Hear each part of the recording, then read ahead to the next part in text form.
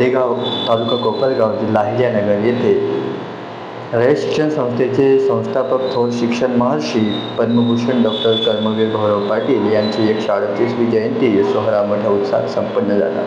हा सोहळा शुक्रवार दिनांक 26/9/2025 रोजी सकाळी 10 वाजेच्या सुमारास सुरुवात झाली। या कार्यक्रमाचे प्रमुख अध्यक्ष म्हणून माननीय बाबासाहेब माधवराव खिलारी, अध्यक्ष बानुबाई शैक्षणिक व धर्मदाय ट्रस्ट लौकी हे तर प्रमुख पाहुणे म्हणून श्री माननीय पंकज लोढा, साई कुबेर निर्माण डेव्हलपर्स कोपरगाव यांच्या उपस्थितीत, तर प्रमुख वक्ते म्हणून माननीय दिलीपराव डहाळे, व्हाईस चेअरमन दी रयत शिक्षण संस्था बँक ऑफ लिमिटेड सातारा हे उपस्थित होते। तर प्रमुख उपस्थितीमध्ये प्रमोदजी तोरणे साहेब, सहाय्यक विभागीय अधिकारी रयत शिक्षण संस्था उत्तर विभाग अहिल्यानगर, पोपटराव ॲडव्होकेट प्रकाशराव भाटे, व्यवस्थापकीय संचालक भारतीय उद्योग समूह मुंबई, भाऊसाहेब पगारे साहेब, उपअभियंता MSCV अहिल्यानगर, मान्य डॉक्टर गोवर्धन होसळे साहेब, तसेच मान्य प्राचार्य प्राध्यापक श्री विठ्ठलरावजी चिमणरावजी रांदवणे, राजेंद्रजी कपिले साहेब आदी उपस्थित होते। तर या कार्यक्रमाप्रसंगी शालेय कुल कमिटीचे स्थानिक अध्यक्ष, सदस्य, स्थानिक कुल कमिटी सर्व सदस्य तसेच शाळेचे मुख्याध्यापक माननीय श्री दुंडारे SM यांनी कार्यक्रमाची प्रस्तावना केली। तर या कार्यक्रमाचे सूत्रसंचालन श्री जाधव सर यांनी केले, तर आभार मात्र यांनी मानले। या कार्यक्रम प्रसंगी गोदेगाव, महाराष्ट्र, सावळगाव याचबरोबर शालेय व्यवस्थापन समिती, विकास समिती, सल्लागार समिती, शिक्षक पालक संघ, माता पालक संघ, देणगीदार, सर्व शिक्षक वृंद, शिक्षक, विद्यार्थिनी, विद्यार्थी व समस्त शिक्षण क्षेत्रातील ग्रामस्थ, माजी विद्यार्थी उपस्थित होते। यावेळी बोलताना मान्यवरांनी शाळा नवीन करण्यासाठी प्रत्येकजण भरीव मदत करणार असल्याचे देखील ग्वाही यावेळी दिली आहे। या प्रसंगी ॲडव्होकेट प्रकाश भाटे व डॉक्टर गोवर्धन होसळे तसेच प्रमोदजी तोरणे व 500 रुपयाचं पारितोषिक या भाऊसाहेब पगारे आदींनी या ठिकाणी आपले मनोगत व्यक्त केले आहे। तर दिलीपराव डहाळे यांनी मात्र विद्यार्थ्यांना विनोदी शैलीमध्ये मार्गदर्शन केले।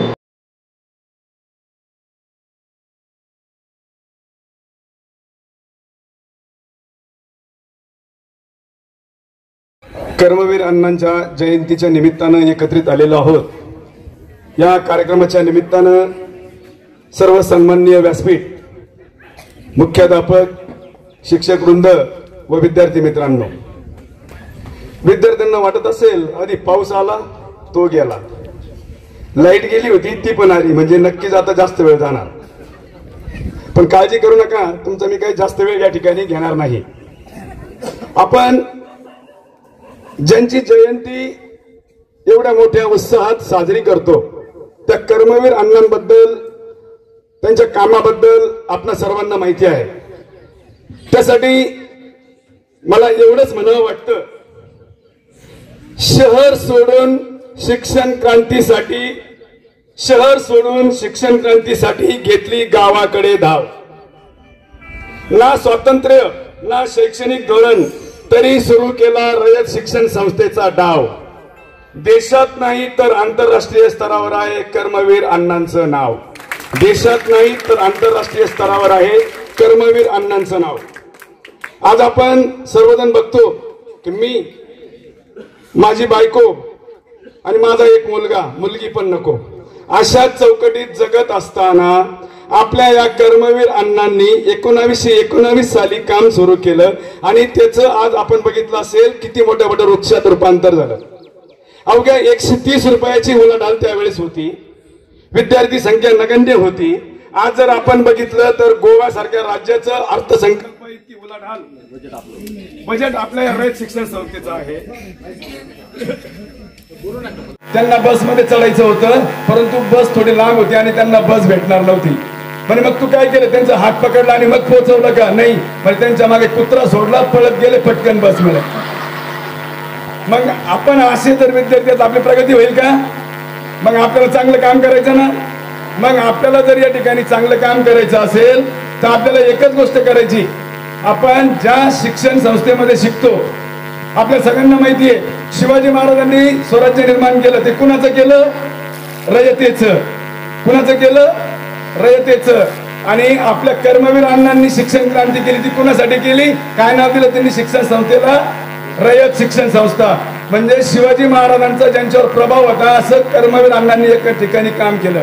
आणि मग आपली एकच जबाबदारी या ठिकाणी तुमच्या सर्व विद्यार्थी मित्रांची.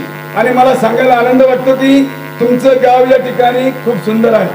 या ठिकाणी 70 वर्षाचे मुसळे साहेब या ठिकाणी काम करतात. पण त्यांच्याकडे बघितलं वाटेल का 70 वर्षाचे या शाळेमध्ये काम करताना तुम्हाला नक्कीच वाटतो आनंद. आणि सगळे विद्यार्थी म्हणतील तुम्ही आजचे देव आनंद. कारण एवढं तरतरी एवढी हुशारी येते कुठून? ही सामाजिक कामातून आपल्याला या ठिकाणी ही ऊर्जा या ठिकाणी मिळते. आणि तुम्हाला विद्यार्थ्यांनी मला एकच या ठिकाणी सांगायचंय की कर्मवीर अण्णा फक्त 6वी शिकले. तुम्ही म्हणे उद्यापासून शाळेत नाही यायचं का? असं काही करायचं नाही. ते लोक वेगळी होती. तुम्हाला मला एकच या ठिकाणी जाता जाता सांगायचं की आपण विद्यार्थी मित्रांनी अभ्यास करत असताना एक गोष्ट लक्षात ठेवली पाहिजे की आपण कर्मवीर अण्णा 6वी पर्यंत शिकले, परंतु जवळजवळ 742 शिक्षण संस्थेचा या ठिकाणी विस्तार त्यांनी या ठिकाणी केला. सचिन तेंडुलकर 10वी नापास, दादा कोंडके गणितात नापास, लता मंगेशकर घरची जबाबदारी, अदनान सामी या ठिकाणी एवढं मोठं अवजड शरीर, सुधाचंद्रन डोळे नाही, परंतु या लोकांनी एवढं चांगलं काम करू शकले कारण यांनी एकच स्वतःला ओळखलं. म्हणून जाता जाता तुम्हाला सुद्धा एवढंच सांगायचं की तुम्ही अभ्यासात जरी कमी असाल तर कोणीतरी स्पोर्टमध्ये पुढे असेल, स्पोर्टमध्ये कमी असेल तर गणितात पुढे असाल, गणितात पुढे असेल नसेल तर तुम्ही सायन्समध्ये पुढे असाल. प्रत्येक विद्यार्थ्याकडे काहीतरी पोटेन्शियल आहे, काहीतरी गुणवत्ता आहे आणि त्याचा तुम्हाला उपयोग करायचा. म्हणून जाता जाता तुम्हाला विद्यार्थी मित्रांना एकच सांगतो, रुकावटें आती है राहों में, रुकावटें आती है राहों में ये कौन नहीं जानता, लेकिन फिर भी मंजिल पा लेते हैं वो लोग जो कभी हारना नहीं जानता, कभी वो हारना नहीं जानता. म्हणून तुम्हाला सुद्धा या ठिकाणी हारायचं नाहीये. आपल्या आई वडिलांचं आपल्या गावाचं नाव या ठिकाणी मोठं करायचंय. आपण जरी कर्मवीर अण्णांसारखं मोठं काम करू शकलो नाही, परंतु अण्णांचं एक जरी बोधवाक्य आपण आपल्या आयुष्यात घेतलं तरी तुम्ही नक्कीच या ठिकाणी जीवनाची प्रगती करू शकाल. मी या ठिकाणी या कार्यक्रमासाठी आम्हाला बोलवलं त्याबद्दल आयोजकांना धन्यवाद देतो. आणि जाता जाता एवढा शब्द देतो की आपल्या या शिक्षण संस्थेला आपली जी काही बिल्डिंग या ठिकाणी उभी करायची आहे, ही इमारत उभी करत असताना आपल्याला मला वाटतं काहीतरी बिगर शेती करण्याची अडचण आहे. तर त्या बिगर शेती करण्यामध्ये आमचा या ठिकाणी सायकोबेरचा ग्रुप आहे. आमच्या सर्व मंडळांची सर त्या ठिकाणी 25 वर्षामध्ये PhD झालेली आहे. मग तुम्ही या संदर्भातली सर्व कागदपत्रे आमच्याकडे द्यावी. या ठिकाणी आम्ही बाबांना स्मरून काम करणारी माणसं आहोत. अण्णांना स्मरून या ठिकाणी तुम्हाला शब्द देतो की या कुबेरच्या वतीनं आम्हाला जे काही करणं शक्य आहे आणि ही इमारत पूर्ण करण्यासाठी किंवा ती इमारतीचं काम सुरू होण्याकरता जी काही जबाबदारी आमच्याकडे आहे ती मी या ठिकाणी नक्कीच पूर्ण करू. सरत एकदा मी सर्व संयोजकांचे आभार मानतो आणि विद्यार्थ्यांच्या उज्ज्वल भविष्यासाठी तुम्हाला शुभकामना देतो. धन्यवाद. ओम साईराम. 138व्या जयंतीच्या निमित्तानं आज आपण या गोदेगाव सारख्या छोट्याशा ठिकाणी सगळेजण जमलेला आहोत. पद्मभूषण डॉक्टर कर्मवीर भाऊराव पाटील, त्याचप्रमाणे फुले शाहू आंबेडकर आजच्या आपल्या या कार्यक्रमाचे अध्यक्ष आणि आपल्या शाखेवर नेहमीच प्रेम करणारे आणि आपलं पालकत्व स्वीकारलेले बाबासाहेब खिलारी सदैव आपल्या कार्यक्रमाला आणि आपल्या शाळेच्या विद्यार्थ्यांना मदतीसाठी हजर असतात.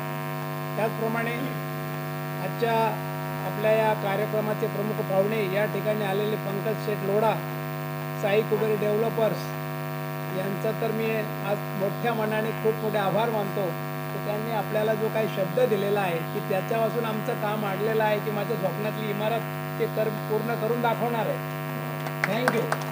तर आणि पहिल्यांदा म्हणजे जुंदारे सरांचंच मला आभार जास्त मानायचे आहे की ते तर बुद्धिवादी आहेत, बौद्धिक काम सगळं सांभाळतातच आहे, परंतु हे भौतिक कामामधल्या अडचणी ज्या आहेत त्या अडचणी सोडवण्यासाठी त्यांनी हेरून पाहुणे या ठिकाणी आज आणलेले आहेत. मग त्या तांत्रिक अडचण असेल, शाखेची तोडणे साहेब इथे बसलेले आहेत, पंकज लोढा साहेब आहेत की ते या ठिकाणी डेव्हलपरचं काम करतात आणि मग बिगर शेतीचं आमचं जे काम अडलेलं आहे ते काम निश्चितपणे मार्गी लावण्याचा त्यांनी शब्दही दिलेला आहे. त्याप्रमाणे भाटे साहेब या ठिकाणी आणलेले आहेत. ते मोठे उद्योजक आहेत, म्हणजे आपल्या वेडिंगला हातभार नक्कीच लावणारे आहेत. म्हणजे अशा प्रकारची पाहुणे यांनी आज बोलवलेले या ठिकाणी. आणि डहाळे साहेब आहेत तर ते आपल्याला कर्मवीर भाऊराव पाटलांविषयी त्यांचं जीवन कार्य, त्यांचं शैक्षणिक संस्थेचं कार्य, आपण काय करायचं त्याबद्दल बौद्धिक ते देतील. पण बाकीच्या ह्या ज्या गोष्टी आहेत त्यासाठी खूप महत्त्वाच्या गोष्टी आहेत. स्वातंत्र्यपूर्व काळामध्ये स्थापन झालेली ही संस्था होती 1919 साली. त्यावेळेला एक मुठभर लोकांच्या हातामध्ये विद्या होती आणि शिक्षण होतं आणि बहुजनांना शिक्षणाची दारं खुली करण्याचं काम, शिक्षणाची गंगा खेड्यापाड्यामध्ये डोंगरामध्ये पोहोचवण्याचं, झोपडीपर्यंत पोहोचवण्याचं काम कर्मवीर अण्णांनी केलं त्या काळामध्ये. महात्मा फुले आणि बाबासाहेब आंबेडकर, फुले गेल्यानंतर बाबासाहेब आंबेडकरांनी आणि कर्मवीर अण्णांचं काम एका वेळेस सुरू झालं. आंबेडकर थोडे वेगळे काम करत होते, पण कर्मवीर अण्णांनी फक्त विद्यार्थ्यांचं आणि ग्रामीण भागातले मुलं शिकले पाहिजे आणि शिक्षण हाच एक समाज परिवर्तनाचं मोठं साधन आहे हे त्यांनी हेरलं. आणि त्यावेळेला एका मागासवर्गीय मुलाला हाताशी धरून त्या ठिकाणी 1919 साली त्यांनी आपल्या संस्थेची स्थापना केली. त्या संस्थेचा वटवृक्ष एवढा मोठा झाला की 1966 साली गोदेगावमध्ये सुद्धा हे हायस्कूल या ठिकाणी दिवंगत माझे वडील चिमाजीदादा हुसळे, नारायणरावजी रांधवणे, PD सोनवणे आणि अजून अनेक त्यांच्याबरोबर असले सहकारी आता ते या जिवंत नाही आहेत. ते 60 वर्षापूर्वी पंकजी हायस्कूल स्थापन झालं आणि 60 वर्षापूर्वी त्या हायस्कूलमधून आत्तापर्यंत डॉक्टर झाले, वकील झाले, इंजिनियर झाले. माझे मोठे भाऊ न्यायाधीश आहे, व रिटायर्ड झाले, ते सुद्धा याच हायस्कूलचे विद्यार्थी. म्हणजे असं हे आम्हाला खूप काही हायस्कूलने दिलेलं आहे. आम्ही याचं खूप ऋणी आहोत आणि ऋण कधीच फिटणार नाही. त्यामुळं विद्यार्थी मित्रांनो, तुम्हाला हे सांगायचं एवढ्यासाठीच की तुम्ही जरी या ग्रामीण भागामध्ये असला आणि शहरी भागात नसला तरी ग्रामीण भागामध्ये चिखलात सुद्धा कमळं उगवतात. आणि त्याप्रमाणे या हायस्कूलमधून खूप खूप मोठी लोक झालेली आहेत, खूप. त्यामुळे तुम्ही सुद्धा मोठे होऊ शकता. फक्त जिद्द चिकाटी पाहिजे, डिवोशन, डेडिकेशन, डिसिप्लिन, डिटर्मिनेशन, त्या सगळ्या गोष्टी असायला पाहिजे. आपल्याला माहिती आहे की मी नुसतंच वैद्यकीय क्षेत्रामध्ये काम करत नाही. माझं 1984 पासून कोपरगावमध्ये आज 42 वर्ष झाले एक मधुमेह रोग तज्ज्ञ, हृदयरोग तज्ज्ञ म्हणून हॉस्पिटल आहे. पण त्याचबरोबर कोपरगावमध्ये आपल्या रयत शिक्षण संस्थेचं खूप मोठं कॉलेज आहे, SHGM कॉलेज कोपरगाव. त्या कॉलेजमध्ये माननीय दिवंगत शंकररावजी काळे साहेब आणि शंकररावजी कोले साहेब यांनी माझ्यावर विश्वास टाकला आणि 1991 पासून तर 2019 पर्यंत मी मॅनेजमेंटचा सदस्य म्हणून काम केलं. 12 वर्ष ऑनररी सचिव म्हणून काम केलं, बांधकाम समितीचा चेअरमन म्हणून काम केलं. एवढं प्रचंड मला एक सामाजिक कामाची आवड, शैक्षणिक कामाची आवड. आणि त्यामुळं तेव्हा मी आता गेल्या 40 वर्षापासून मी हायस्कूलवर येतो आहे की आपल्या कार्यक्रमाच्या निमित्तानं म्हणा, कशा निमित्तानं म्हणा. तर मला एक थोडी खंत निर्माण झाली की ज्या वेळेला मी येत होतो पूर्वी तेव्हा हायस्कूल छोटं होतं, नंतर हायस्कूलची विद्यार्थी संख्या मोठी झाली. 900 ते 1000 विद्यार्थी असायचे हायस्कूल, 900 ते 1000. आज ती संख्या 250वर आलेली आहे. त्याला कारण म्हणजे इथली बुद्धिमत्ता किंवा इथला निकाल किंवा इथली गुणवत्ता कारणीभूत नाही आहे, ती तर तशीच आहे. परंतु इथे इंग्लिश मिडियमच्या ज्या शाळा शेजारी पाजारी पीक उगवलं आजूबाजूला, त्याचप्रमाणे छोट्या छोट्या गावामध्ये अनेक हायस्कूल्स निर्माण झाले. पूर्वी आम्ही जेव्हा शिकत होतो तेव्हा ही इमारत वगैरे काही नव्हतं. गावामध्ये घराघरामध्ये शाळा भरत होत्या त्यावेळेला 1966 ते 73, 75, 77 पर्यंत. नंतर मग इथे ही पहिल्यांदा इमारत बांधली आणि माझे वडील चिमाजीदादा हुसळे यांनी तेव्हा आमच्याकडे गाडी बैल होती आणि मग घाणीतनं ते चुना बिना काढून वगैरे त्यांनी श्रमदानाने दगडं आणले आणि ते इमारत बांधली. 2008 साली इमारत खराब झाली. माननीय शंकररावजी काळे साहेबांनी आम्ही आलो, आम्ही हे बघितलं आणि मग ती इमारत पाडून ही इमारत केली. म्हणजे याचा खूप मोठा इतिहास या शाळेचा आपल्याला सगळ्यांना माहिती असायला पाहिजे. तर असं हे काळे साहेब वगैरे कोले साहेब किंवा आमचे गावातले जे कार्यकर्ते त्यांचा हा आत्मा आहे हा हायस्कूल म्हणजे.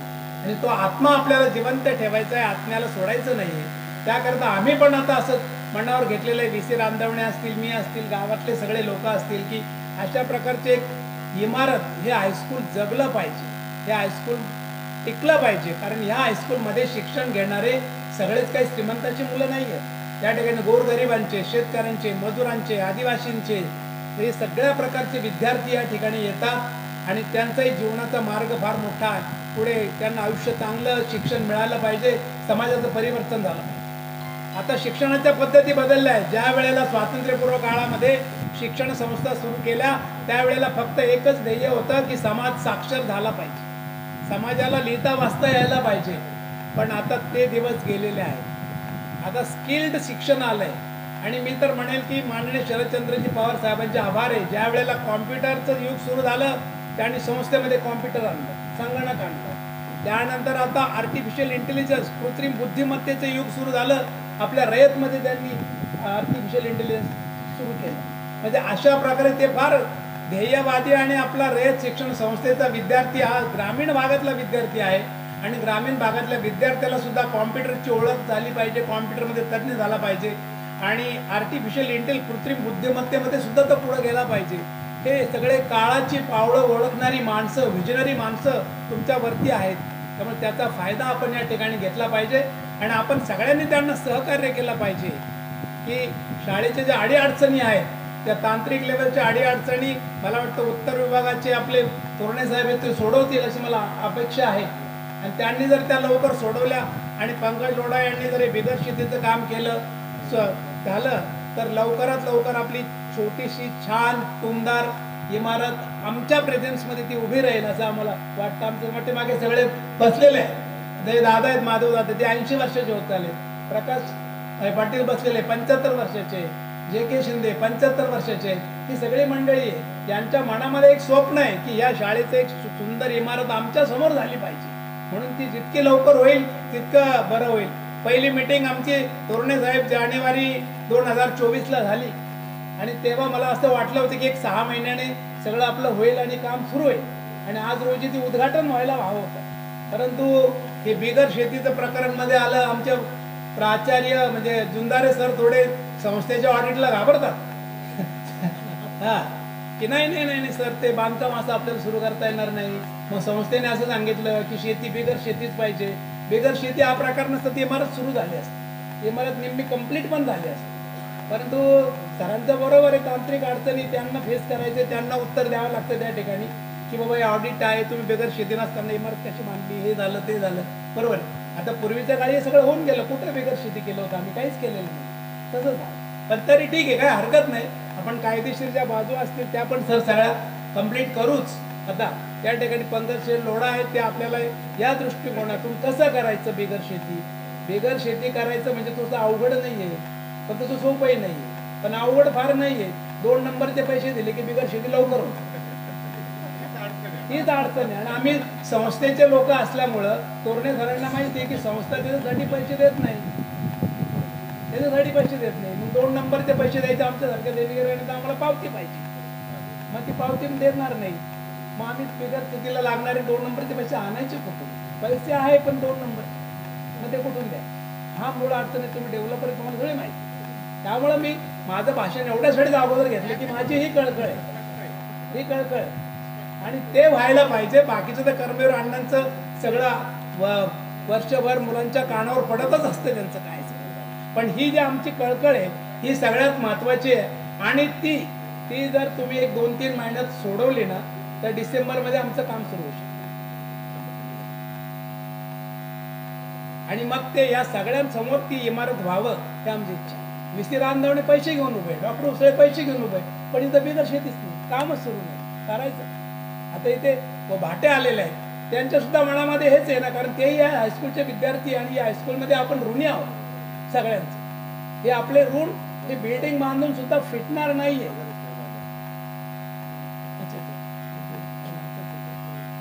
हे पगारे साहेब तिळवणीचे इंजिनियर MSCB मध्ये, तेही पैसे घेऊन तयार आहे, पण तिकडे बिगर शेती नाही.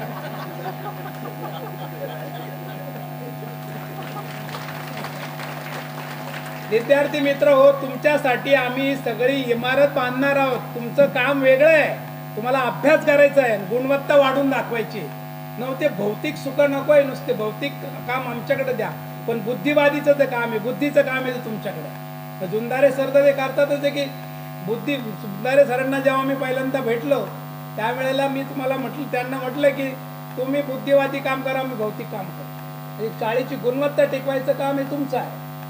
शाळेमध्ये अजून विद्यार्थी आकर्षित झाले पाहिजे. फेरीचे जरी आपल्याला कॉम्पिटिशन असेल, स्पर्धा असेल, स्पर्धा राहणारच आहे, पण त्या स्पर्धेतून सुद्धा आपल्याला आपल्या हायस्कूलमध्ये कसे विद्यार्थी खेचून आणता येतील ते केलं पाहिजे. म्हणजे आपण गुणवत्ता दाखवली पाहिजे, काहीतरी आकर्षण दाखवलं पाहिजे. हल्लीचं शिक्षण आणि पूर्वीचं शिक्षण आणि रयतेचं शिक्षण यामध्ये फरक आहे. बाकीचं शिक्षण कमर्शियलायझेशन आहे त्या ठिकाणी, ते शिक्षण सम्राट आहे. हे आपण शिक्षण महर्षीमधले लोक आहोत, म्हणून रयत सेवक हा शब्द आहे. सेवक आहे आपण शिक्षक नाही, आपण सेवक आहोत. तर आपण सेवा करतो रयतीची, म्हणून नावही तसंच आहे. म्हणून कर्मवीर अण्णांचं जे ध्येय आहे की ग्रामीण भागातला विद्यार्थी हा सर्वात पुढे गेला पाहिजे, तोही या जगाच्या स्पर्धेमध्ये उतरला पाहिजे. त्यासाठी त्याला उत्तमात उत्तम स्कूल, शाळा अवेलेबल केला पाहिजे, चांगल्या प्रकारचं मार्गदर्शन मिळालं पाहिजे. आणि मला खूप आनंद वाटला सर, व्हर्च्युअल क्लासरूम सुरू झाले की तिकडे असणारं लेक्चर तुमच्या इथल्या विद्यार्थ्यांना दिसतं. हे फक्त आमच्या SHM कॉलेजमध्ये होतं त्यावेळेला मी सेक्रेटरी असताना, पण आता ते व्हर्च्युअल लेवलला इथून सुरू झालं. त्यामुळे आपल्या संस्थेचे आभार आहे ॲक्च्युली, त्यांनी सुद्धा की ग्रामीण भागातल्या विद्यार्थ्यांसाठी कळकळ व्यक्त केलेली आहे आणि ते पुढे गेला पाहिजे. कमर्शियलायझेशन नाही, आपल्यामध्ये आजही रयतमध्ये रयत शिक्षण संस्थेमधून शिकलेला विद्यार्थी एक चांगला नागरिक आहे, सामाजिक बांधिलकी असलेला नागरिक आहे, दुसऱ्याला द्यावा असा म्हणणारा नागरिक आहे की आपण समाजाचं मदत केली पाहिजे. आता हे कोणीतरी सांगितले कीर्तन पण करतात, मग कीर्तन काय वगैरे हे जे लोक काय सांगतात की समाजाला मदत की आपण दिलं पाहिजे समाजाला, दुसऱ्याच्या आनंदामध्ये आपण आनंद मानला पाहिजे. म्हणून रयतेचं काम तेच आहे की दुसऱ्याच्या आनंदामध्ये आनंद मानतो. परंतु आज ज्या प्रायव्हेट शिक्षण संस्था तयार झालेल्या आहेत, ज्या इंग्लिश मिडियम संस्था आहेत किंवा प्रायव्हेट इंजिनिअरिंग कॉलेज आहे, प्रायव्हेट मेडिकल कॉलेज आहे, ते कमर्शियलायझेशन आहे फक्त. त्या ठिकाणी फी पण ₹1,00,000, ₹2,00,000. अहो लोअर KGला फी ₹1,00,000, अप्पर KGला फी ₹2,00,000. अशा प्रकारचं शिक्षण आहे. मग ह्या विद्यार्थ्यांच्या मनामध्ये सामाजिक बांधिलकी कशी निर्माण होणार, आणि ते पालक पण काय निर्माण करेल. मी तुझ्यासाठी हे तू ग्रॅज्युएट होईपर्यंत मी ₹1 कोटी खर्च केले किंवा काय केले, मग तो विद्यार्थी तो पुढे झाला आल्यानंतर समाजात तो 1 कोटी वसूल करायचं काम करणार आहे का 1 कोटी जनतेला देण्याचं काम करणार.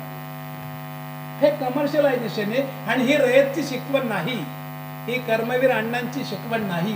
म्हणून त्यावेळेचं शिक्षण आणि रयतचं शिक्षण आणि बाहेरचं शिक्षण, आज शिक्षण सम्राटाची गर्दी झाली, शिक्षण महर्षांची नाही. शिक्षण महर्षी हे दर्दी होते, पण आता हे शिक्षण सम्राट झालेले आहेत आणि त्यांनाही त्यांच्याशी कॉम्पिटिशन करायची आपल्याला, आपण ती करू.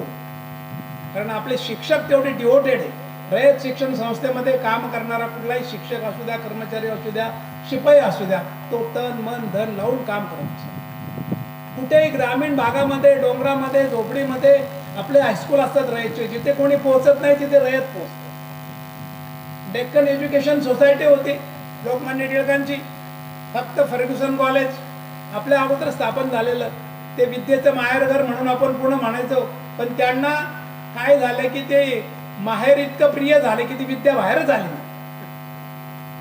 कधी झाली सांगा सर तुम्ही, कुठलं डेक्कन एज्युकेशन सोसायटीचं कुठलं फर्ग्युसन सोडून कॉलेजला बाहेर कुठेच नाही ना, का नाही. म्हणून ती रयतेची जी आहे ना, रयत हे वेगळंच रसायन आहे, त्यातली केमिस्ट्री वेगळी आहे, त्यातलं रसायन फिजिक्स वेगळं, सगळं वेगळं आहे. म्हणून रयतेवर सतत आपण प्रेम केलं पाहिजे, कारण रयत हे ग्रामीण भागाचा चेहरा जो आहे या महाराष्ट्राचा, तर तो रयतेचा आहे. 750 कॉलेज, 6-7 लाख विद्यार्थी आजही शिक्षण घेतात आणि अनेक क्षेत्राला त्यांनी विद्यार्थी दिले रयतेने. सायंटिस्ट दिले, डॉक्टर्स दिलेत, इंजिनियर दिलेत, वकील दिलेत. आता VC रामदेवणींचा मुलगा सायंटिस्ट म्हणून अमेरिकेमध्ये आहे, तोही रयतचाच विद्यार्थी आहे, तुमच्यासारखाच विद्यार्थी. म्हणून ही खूप मोठी गोष्ट आहे.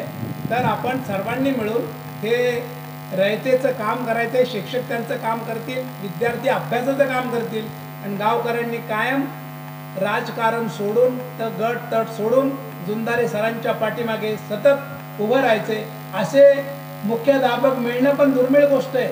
आपण विचित्रही मुख्याध्यापक पाहिले की ज्यांनी काहीच केलं नाही, पाट्या टाकल्या फक्त.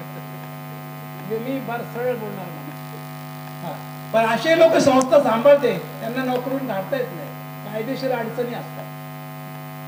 तर या अशा पद्धतीने आपल्याला सगळं करायचं आहे. आणि सर जुंदारे सर, आपली इमारत लवकरच पूर्ण होईल. मला तरी आज या कार्यक्रमाच्या निमित्तानं या ठिकाणी असं सांगावंसं वाटतं. आपण सगळ्यांनी मला संधी दिली आणि बोलवलं, आणि मी तर येतच राहणार, नाही बोलवलं तरी माझी जन्मभूमी कर्मभूमी आहे, सगळं आहे. त्यामुळं आजचं या जयंतीच्या निमित्तानं सगळ्यांना पुन्हा एकदा शुभेच्छा देतो. आणि माझं हे लांबलेलं भाषण आणि मी जरा नियोजित वक्त्यांच्या अगोदर आज माझा नंबर लावून घेतला, कारण मला या इमारतीविषयी कळकळीने सांगायचं होतं सगळ्यांना, म्हणून ते घेतला. आणि आता मला बाबासाहेब खिलारी म्हटले तुम्हाला पुढच्या कार्यक्रमाला जायचं आहे का? म्हटलं पुढचा कार्यक्रम, मी तर राजकीय माणूस नाही, पुढचा कार्यक्रम नाही, पण माझा कार्यक्रम असतो माझ्या दवाखान्यामध्ये, माझ्या क्लिनिकमध्ये, तिथे माझी वाट बघत बसले कार्यकर्ते असतात, त्यांच्यासाठी मला जायचं आहे. म्हणून करता मी आज माझं थोडं भाषण अगोदर घेतलेलं आहे आणि मी सगळ्यांची माफी मागतो आणि रजा घेतो आणि मी निघतो. थँक्यू.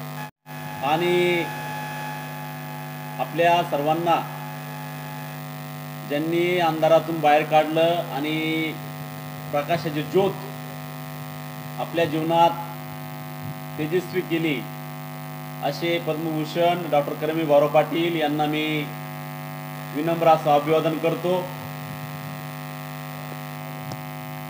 विद्यार्थी मित्र, आतापर्यंत जे भाषण झाले ते सर्व तडाखेबंद झाले आणि लोढा साहेबांनी वेगवेगळ्या काव्यपंक्ती म्हणाल्या, त्यांच्यावर मी एक काव्यपंक्ती केलेली आहे. आजारी पडल्यावर लोक पितात आल्याचा काढा. आजारी पडल्यावर सर्दी खोकला आल्या का लोक काय करतात? आल्याचा काढा पितात. आजारी पडल्यावर लोक पितात आल्याचा काढा. भाषणातून मन जिंकलं त्यांचं नाव पंकज लोढा.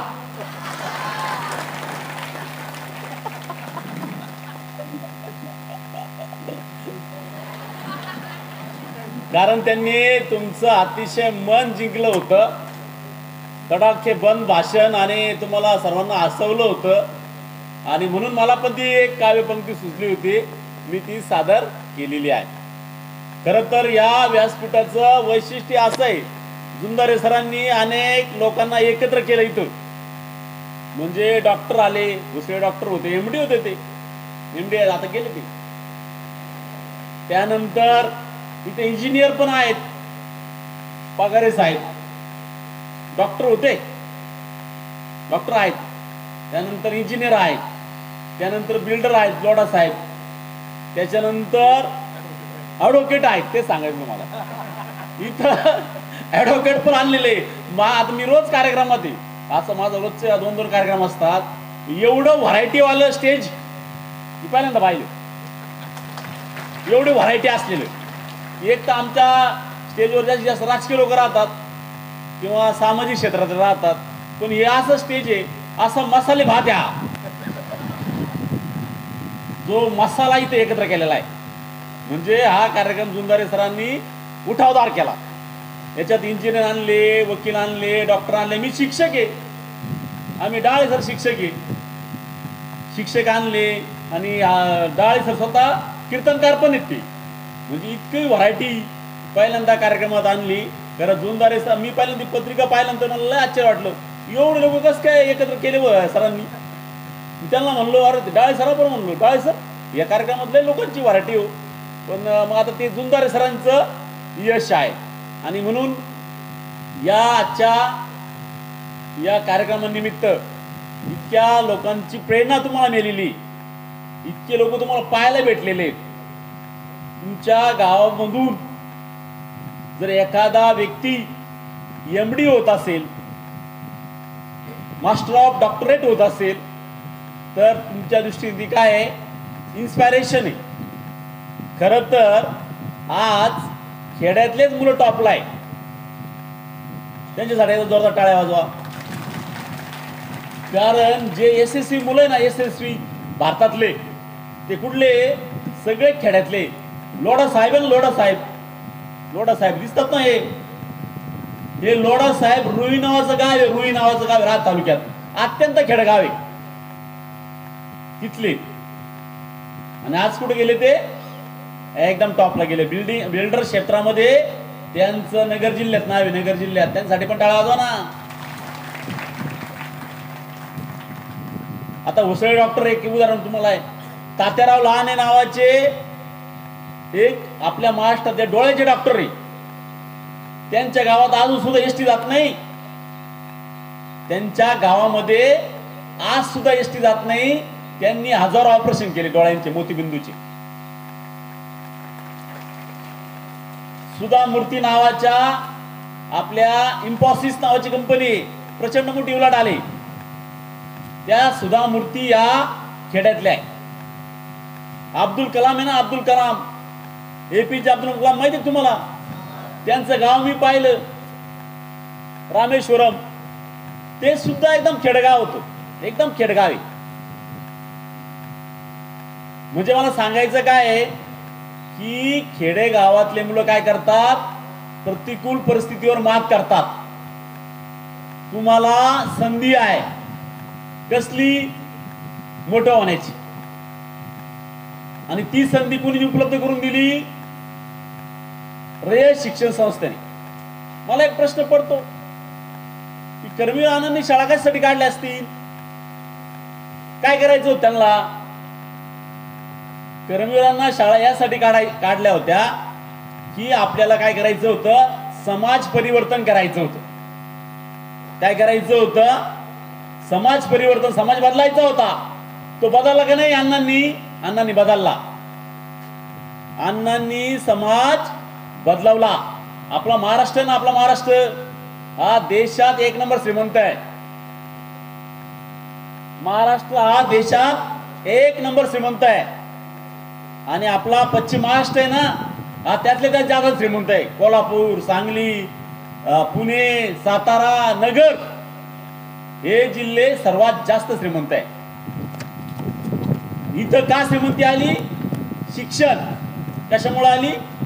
शिकलेला माणूस गरीब राहत. उसळे साहेब गरीब आहे का? उसळे साहेब गरीब आहेत का? अडाणी माणूस गरीब असतो. लोढा साहेब गरीब आहे का? इथे ज्या गाड्या लागल्या ना, किती रुपयाच्या गाड्या पहा, ते माणसं काय आहेत? श्रीमंत आहेत. श्रीमंत ते माणसं काय आहेत? ते मनाने पण श्रीमंत इथे आलेले माणसं. हे पण वैशिष्ट्य आहे. ते नुसते पैशाने श्रीमंत नाही, त्यांना दुसऱ्याला देण्याची दानत आहे. जी व्यक्ती दान करते ती काय असते? महान असते. जी व्यक्ती दान करते ना, दान देते दुसऱ्याला, ज्ञानदान असू का पैसे दान असू, नाही तर कोणतं नेत्रदान असू, नाही तर आरोग्यदान असू, दान येते. आणि ही आलेली माणसं कशी आहेत? दानशूर आहेत. अण्णा काय होते? दानशूरच होते. अण्णांनी ज्ञानदान दिलं आणि काय केलं? अण्णांनी आपल्या बहुजन समाजाच्या मुलांना काय केलं? शिकवलं. परंतु अण्णांना काय करायचं होतं? माणुसकी जोडायची होती, माणसं जोडायचे होते.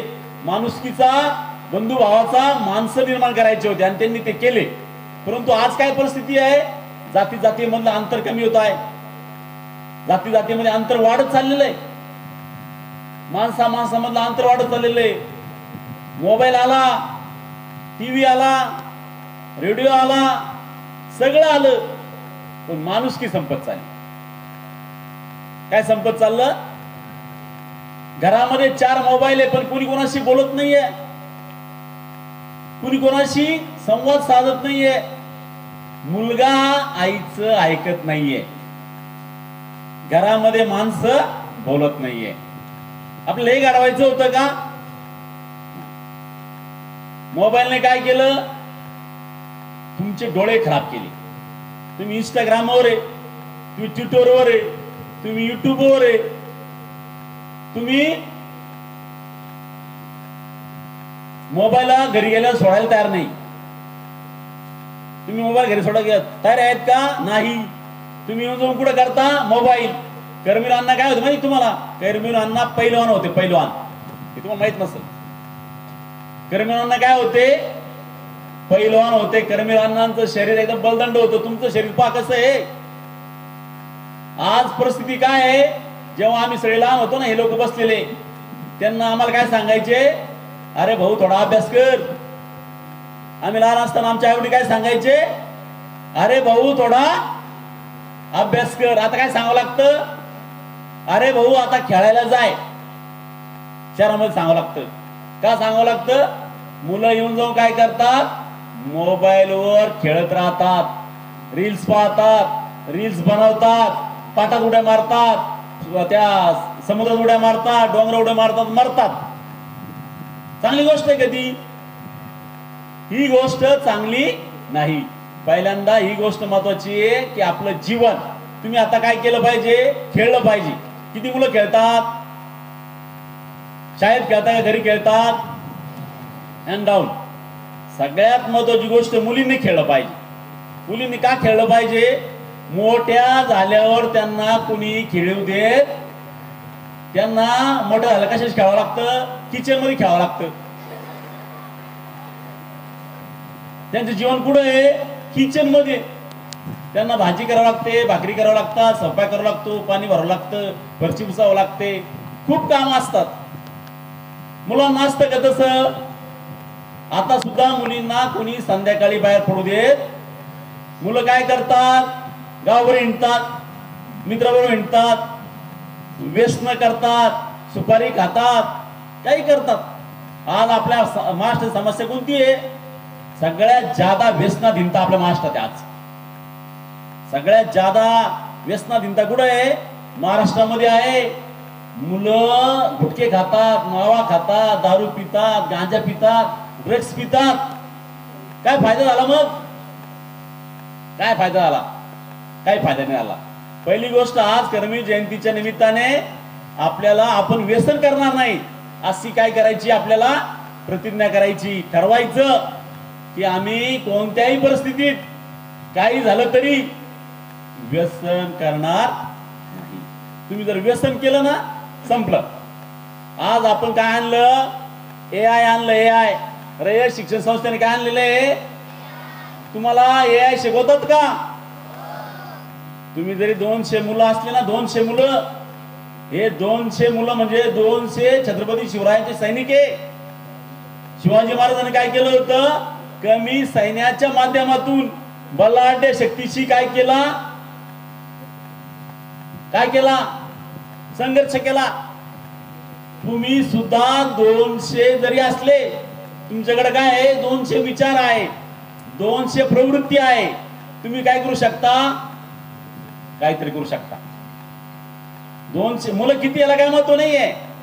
आज तुम्हाला AI आणलं. AI इंटरनॅशनल शाळेमध्ये नाहीये, रयतच्या शाळेमध्ये. आपल्या जेवढ्या शाळा आहे ना महाराष्ट्रभर, प्रत्येक शाळेमध्ये काय केलं आपण? AI शिकवतो. काल मी जामखेडला होतो. जामखेडची शाळा आहे, नागेश विद्यालय आपलं. तिथं आमचे चेअरमन साहेब आले, दळवी साहेब. तिथल्या मुलांनी AIचं इतकं मोठं प्रदर्शन भरवलं होतं. दळवी साहेब प्रचंड खुश झाले. AIचं प्रदर्शन भरवलं, रॅकेट दाखवलं, AIचे वेगळे असे प्रदर्शन भरवलं होतं. आणि आपल्या इंटरनॅशनल शाळेमध्ये नाही, ते आपल्या गोदेगावच्या मुलांना मिळतंय. इंटरॅक्टिव्ह पॅनल मुंबईच्या मुलांना आहे, तसे कुठे आहे? गोदेगावच्या मुलांना आहे. जसं शिक्षण साताऱ्यात आहे ना, साताऱ्याच्या आपल्या शाळा आहे भारी भारी, अण्णासाहेब कल्याणी विद्यालय, सयाजीराव आयकड विद्यालय, खूप शाळा आपल्या. तिथं जे शिकवलं होतं तेच शिक्षक इथं आहे. परंतु अभ्यास करायचा का नाही करायचा कोण ठरवणार आहे? तुम्ही ठरवणार आहे. आणि आपल्याला अण्णांनी काय सांगितलं? कमवा आणि शिका. अण्णा कसे होते? स्वाभिमानी होते, बंडखोर होते. एकदा एक व्यक्ती अण्णांकडे आली, पैशावाले होते, धनाढ्य होते. त्यांनी सांगितलं, अण्णा हे जे नाव दिलं ना छत्रपती शिवाजी महाराजांचं तुम्ही कॉलेजला, ते नाव बदला, माझं नाव द्या, कोटी रुपये घ्या. काय सांगितलं अण्णांनी? अण्णांनी सांगितलं, एक वेळ आहे ना, एक वेळ मी माझ्या बापाचं नाव बदलीन, परंतु कॉलेजला दिलेलं छत्रपती शिवाजी महाराजांचं नाव बदलणार नाही. त्यांचा टाळ्या वाजवा ना. पुढे टाळ्या वाजवायचं माहित नाही अजून आपल्याला. जुंदारे सर मुख्याध्यापक इथं. जुंदारे सर म्हणजे काय? कर्तव्य कठोर, सतत काहीतरी करीत राहतात. ते माझे मित्र आहे. ते सतत मला फोन करीत राहतात, साहेब असं झालं तसं झालं सांगतात. आम्ही त्याला सांगतो, सर काम करीत राहा, आम्ही तुमच्या पाठीशी आहोत. गोदेगाव सारख्या ग्रामीण भागातल्या शाळा चालवणं सोपं नाहीये, खूप अडचणी आहे, खूप प्रचंड अडचणी आहे. पण तुम्ही काय केलं पाहिजे, या अडचणींना खंबीरपणे तोंड दिलं पाहिजे. जसा समुद्रामध्ये दीपस्तंभ असतो ना, माहिती आहे तुम्हाला दीपस्तंभ, माहिती आहे ना? दीपस्तंभ काय करत असतो, दिशा दाखवत असतो, दिशा. तसं आपली दिशा कोण दाखवतं, रयत शिक्षण संस्था दाखवते. तुम्ही या रयतच्या ज्ञानाचा, या सगळ्या गोष्टीचा फायदा उठवला पाहिजे, फायदा करून घेतला पाहिजे, आणि तर तुमचे काय होईल, जीवनात बदल होईल. आणि म्हणून कर्मवीर अण्णांनी आपल्यासाठी केलेलं आहे, कर्मवीर अण्णांनी आपल्यासाठी शाळा करून ठेवल्या. आपलं काय कर्तव्य आहे, वर्गामध्ये लक्ष देणे. आज गैरहजर मुलं खूप आहे. विचारलं मी जुंदारे सरांना, का बरं गैरहजर आहे? पाऊस आला होता, अगोदर हाऊस, अगोदर शाळेत येण्याची हाऊस, आणि त्यात पडला पाऊस. तुम्हाला पहिल्यांदा शाळेत येण्याची हाऊस पाहिजे. हाऊस, शाळा म्हणजे मजा राहते, एन्जॉय राहतो, आनंदाई शनिवार आणला आता आपण, किती मजा आहे. तुमच्या वयातल्या मुलं तुमच्या घरी आहे का एवढे? तुम्हाला इथं मित्र आहे, मित्र, मजा आहे शाळेमध्ये, तुम्ही मजा घेत नाही. तुम्ही मजा घेतली पाहिजे. आणि अण्णांनी जो आपल्याला संदेश दिला की आपल्याला काय करायचंय, सर्व जाती धर्माच्या लोकांनी बरोबर प्रमुख पाहुणे म्हणून ज्यांनी आपल्याला या ठिकाणी उपदेश केला ते प्रकाश शेठ, पंकज शेठ लोढा. त्याचबरोबर आपल्या रयत शिक्षण संस्थेच्या उत्तर विभागाचे सहाय्यक विभागीय अधिकारी, आमचे मार्गदर्शक, उत्कृष्ट व्याख्याते प्रमोदजी तोरणे साहेब.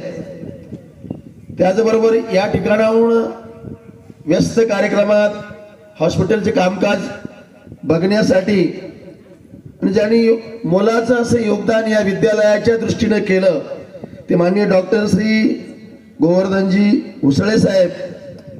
त्याचबरोबर माननीय श्री भाऊसाहेबजी पगारे साहेब, माननीय ॲडव्होकेट प्रकाशराव भाटे साहेब, विठ्ठलरावजी रांदोणे साहेब, सर्वच मान्यवर आणि या विद्यालयाचे मुख्याध्यापक, माझे मित्र, माझ्या गावाशेजारी ज्यांचं गाव आहे, शिवाला शिव आहे, रयत शिक्षण संस्थेमध्ये पूर्ण शिक्षण घेऊन आज रयत शिक्षण संस्थेमध्ये शिक्षकापासून एका विद्यालयाचे मुख्याध्यापक म्हणून जे काम करतात ते शिवाजीराव जुंदारे सर.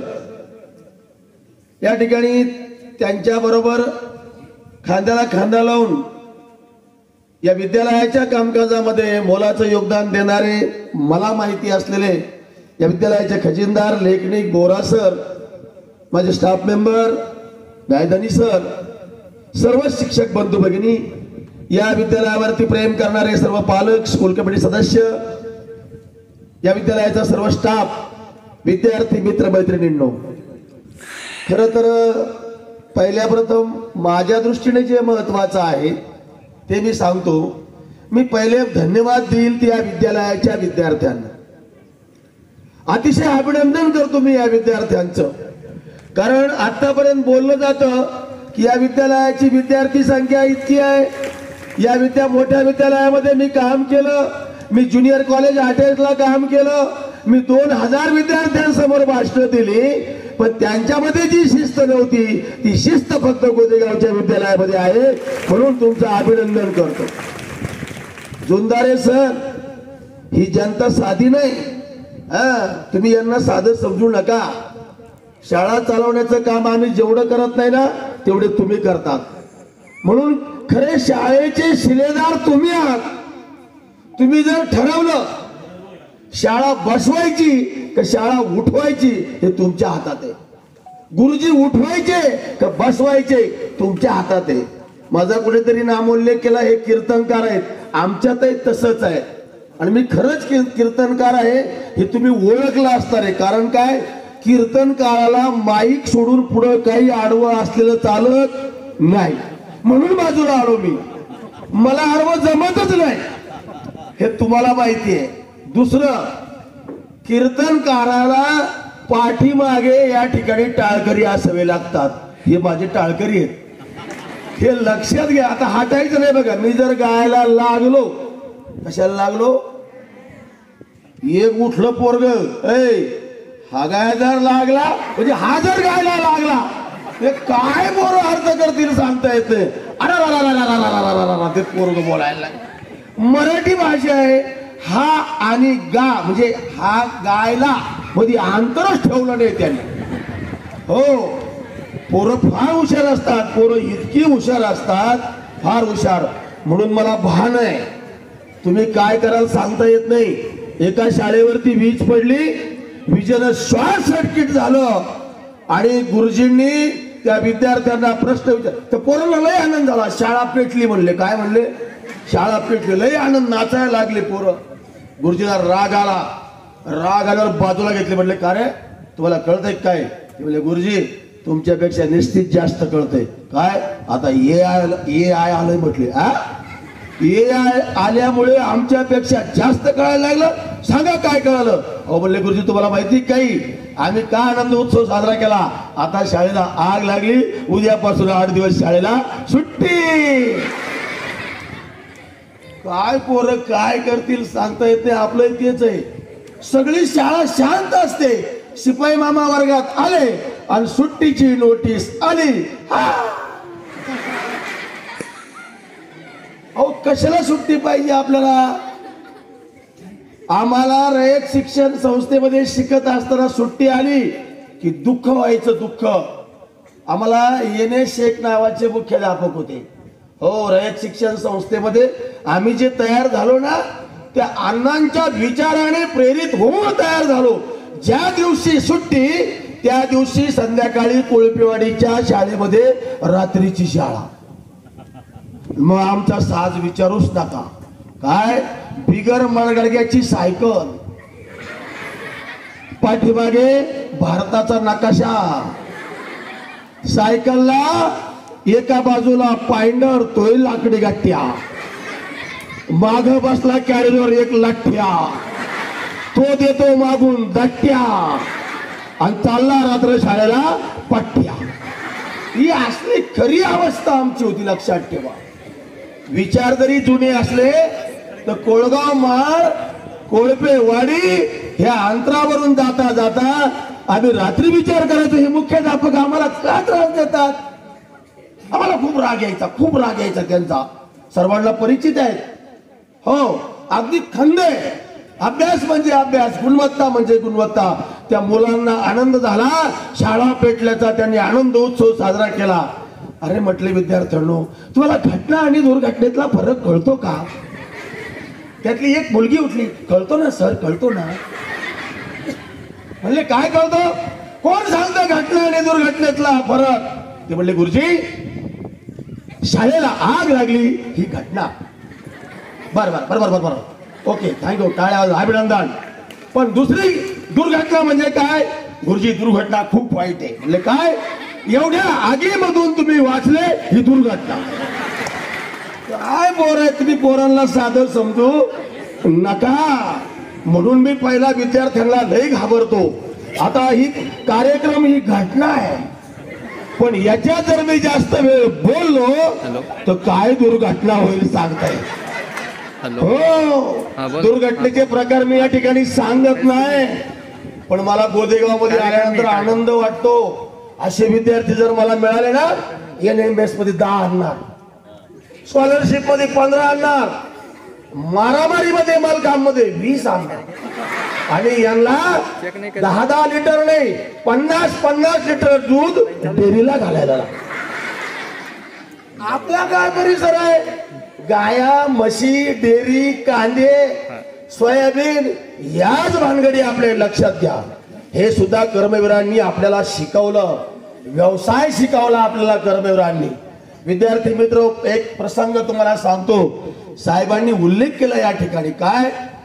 ज्ञानदेव घोलप नावाचा विद्यार्थी एका कार्यक्रमात आमच्या वक्त्याला भानच राहिलं नाही.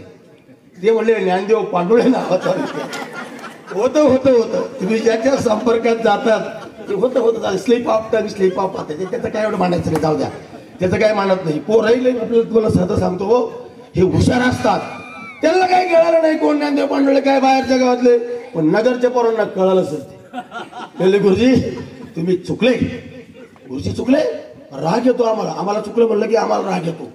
पण ज्ञानदेव घोलप नावाचा इस्लामपूरचा विद्यार्थी म्हणजे कर्मवीरांनी चालू केलेल्या रयत शिक्षण संस्थेच्या पहिल्या वर्गाचा पहिला विद्यार्थी ज्ञानदेव पांडुळे, पहिला विद्यार्थी.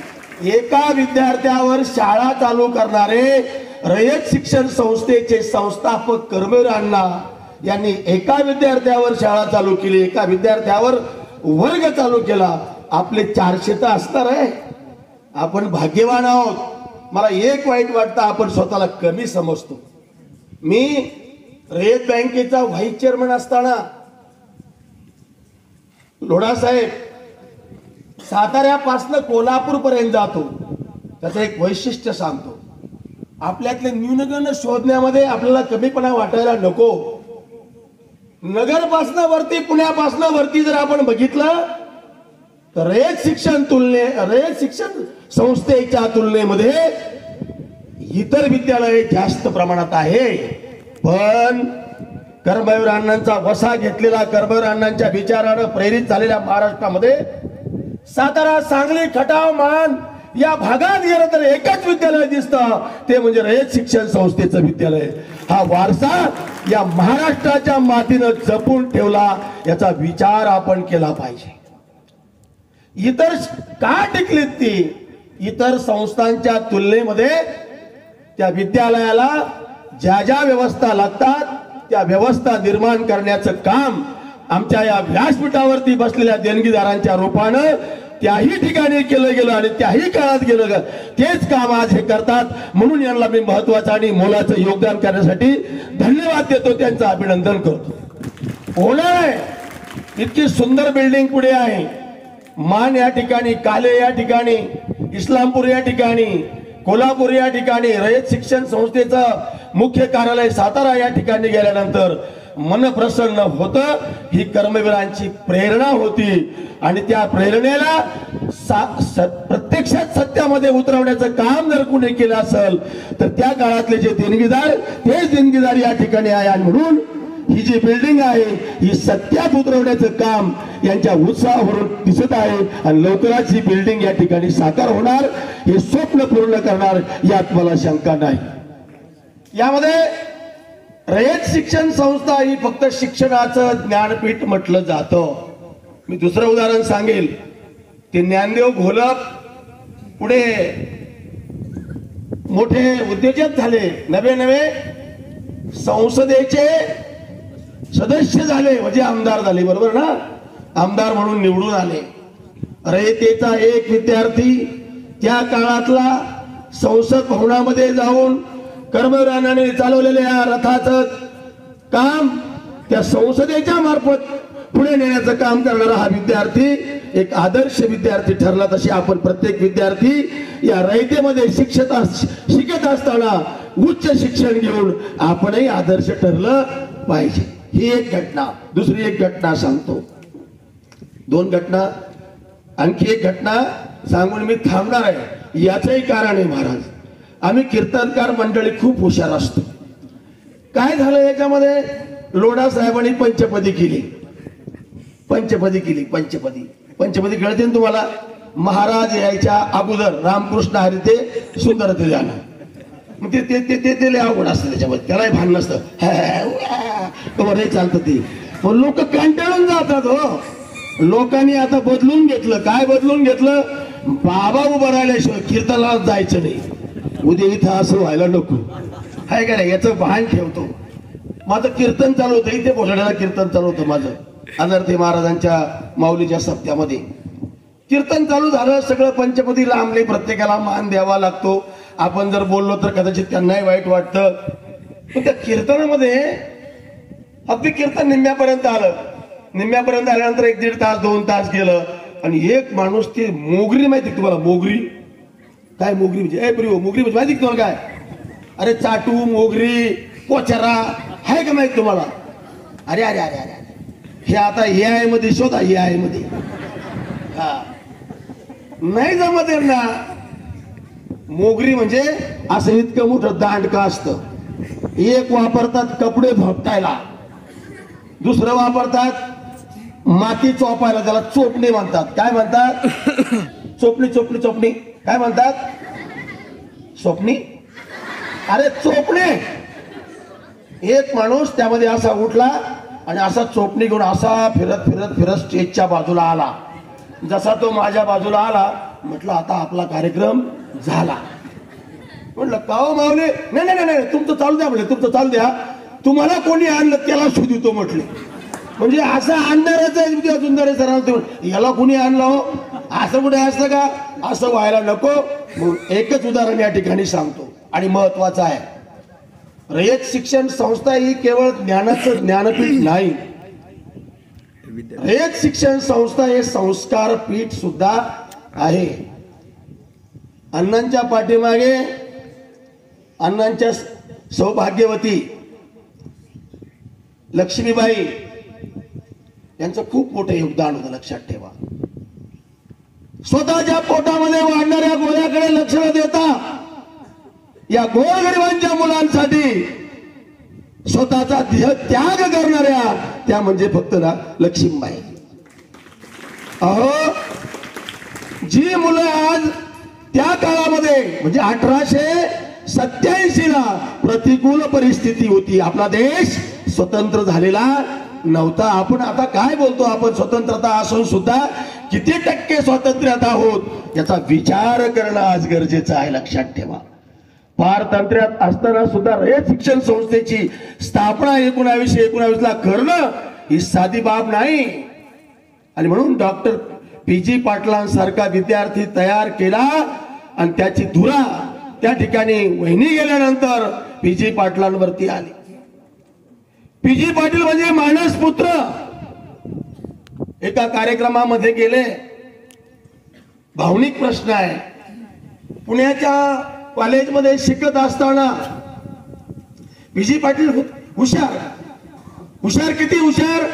अरे आता आमची मुलं परदेशात जाऊन शिकतील यात काय लय मोठेपणा नाही. त्या काळामध्ये हा पी.जी. पाटील नावाचा विद्यार्थी इंग्लंडला जाऊन शिकला. म्हणजे त्याही काळामध्ये रयतेचा विद्यार्थी हा परदेशात गेला. हे अण्णांचं स्वप्न करणारा विद्यार्थी पी.जी. पाटील जेव्हा पुण्याच्या कॉलेजमध्ये होते त्यावेळेला काही मुलं मुली हुशार विद्यार्थी मुलींना फार आवडतात. कशी आवडतात सांगा बघू? कशी आवडतात? हुशार विद्यार्थी आवडतात. आवडतात ना? तुमच्यापासून बाजूला जाऊन सांगतो, जेवढे जेवढे आज पळून जातात त्याचा बायोडाटा माझ्याकडे आहे. गुटखा खाणारा, वर्गात कधी न येणारा, हे विद्यार्थी नाही आवडत. Doctor PG.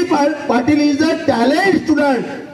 आणि एका मुलीचं प्रेम डॉक्टर पी.जी. पाटलांवरती पडलं. आता प्रेमात मी घुसणार नाही, आता प्रेमात घुसायचं नाही. आपलं एकच माहिती आहे, डॉक्टर भाऊराव पाटील आणि वहिनींचं प्रेम. त्या पी.जी. पाटलांना वहिनीने खूप जीव लावला, खूप जीव लावला. मुलींना भाकरी करण्याचं माहिती नाहीये. हातावरती पीठ घेऊन भाकरी थापावी लागते. त्याच्याकरता अगोदर गवऱ्या थापायची सवय असावी लागते. हो, बेसिक नॉलेज ऑफ द भाकरी थापिंग इज गवऱ्या थापिंग आणि मग भाकरी थापिंग. हा, आपलं इंग्लिशला खास आहे बरं का. आमचं सेमी इंग्लिश आहे हो. आमच्या वर्गात नाव आहे भाकरी थापिंग थापिंग थापिंग हा, मग तळ्यावर टाकीन. हाताला चटके बसिंग आणि फोड येईन. वहिनीच्या हाताला एवढ्या मुलांच्या भाकरी थापता थापता फोड यायचे.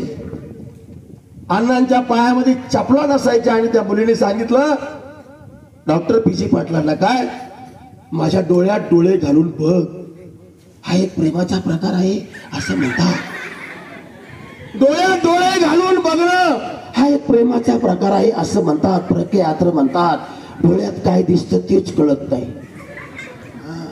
एक गाणं होतं, काही तुझ्या कानात नाही नाही नाही, काय तुझ्या मनात सांग माझ्या कानात. आता इथं काय म्हणायचं, काय तुझ्या डोळ्यात आणि सांग माझ्या इंटरॅक्टिव्ह बोर्डवर. लय अवघड काम झालंय. आधुनिक शिक्षण तेवढं सोपं नाही. जपावं लागणार आहे आधुनिकतेला, नाही तर एक दिवस ही आधुनिकता आपला घात केल्याशिवाय राहणार नाही. वापरा, पण प्रोटोकॉल लक्षात घ्या. पी.जी. पाटील तिच्या डोळ्यात पाहायला लागले. तिने पुन्हा विचारलं, सांगा माझ्या डोळ्यात काय दिसतं सांग ना. आपल्याला जर विचारलं असतं तर काय सांगितलं असतं? तुझ्या डोळ्यात ताजमहाल दिसतो, तुझ्या डोळ्यामध्ये भोसड्याचा ओढा दिसतो, तुझ्या डोळ्यामध्ये कोंबड्या दिसत्या. काय कल्पना आहे विचाराची? अहो, ज्या भावनिकतेनं पाहिलं जातं तो विचार तेवढं साकार करण्याची ताकद असली पाहिजे. पी.जी. पाटलांनी थोड्या वेळ थांबले. ती मुलगी चिडली, बावळटाच्या नादी लागली. हे काय आपली गंमत हसली, पण तो हुशार होता, हुशार विद्यार्थी असल्यामुळे पुण्यातली ती विद्यार्थिनी होती. शेवट तिने म्हणले, अरे एवढं तुला वारंवार विचारते मी आणि तू काहीच उत्तर देत नाही. म्हणलं तुझ्यासारखा गबळा तू. पी.जी. पाटलांना राग आला आणि उठले. ते म्हणले, सांगू माझ्या डोळ्यात काय मला तुझ्या डोळ्यात काय दिसतं? तुझ्या एका डोळ्यामध्ये मला ज्यांनी शिक्षण देऊन राणोराणी हिंडून बिल पायाने चालणारे कर्मजांना दिसतात, तर दुसऱ्या डोळ्यामध्ये मला भाकरी घालणारी, हाताला फोडे येणारी, तळ्यावर भाकरी भाजणारी, गोरगरिबांना सांभाळणारी माझी लक्ष्मी आई दिसते. हे विचार विद्यार्थ्यांमध्ये रुजले पाहिजे, याची गरज आज आहे. आणि म्हणून रयत आज कोणत्या क्षेत्रामध्ये मागे नाही, मागे आहे ते आपले विचार. आपण जे विचार करतो, मी कोणत्या शाळेत शिकतो, माझी शाळा कशी आहे, ही जबाबदारी तुमची नाही. तुम्हाला उच्च शिक्षण घेण्याकरता रयतेची दार सर्वस्वी खुले आहेत. हे याला सौंदर्य देण्याचं काम ही मंडळी करणार आहे. ते तुम्हाला नाही त्या सुविधा उपलब्ध करून देणार आहे, पण त्यांच्या या सुविधेला शोभेशा अशा प्रकारची गुणवत्ता भविष्यामध्ये देण्याचं काम तुमचं आहे. आणि ही गुणवत्ता देण्यासाठी एक आदर्श मुख्याध्यापक म्हणून, माझे मित्र जरी असले म्हणून मी त्यांची स्तुती करत नाही. मी आणि जुन्नरे सर चांदुरीला मोठ्या शाळेमध्ये स्टाफ मेंबर आहे. कोळपेवाडीला 12 वर्षे स्वर्गीय शंकररावजी काळे साहेब असताना आम्ही त्या ठिकाणी, आम्हाला खास करून त्या ठिकाणी आणलं होतं. तिथे आम्ही सेवा केली. 12-13 वर्ष केल्यानंतर मी राहत्याला शारदा विद्या मंदिर लोणा साहेब, त्याही ठिकाणी 12-13 वर्ष सेवा केली.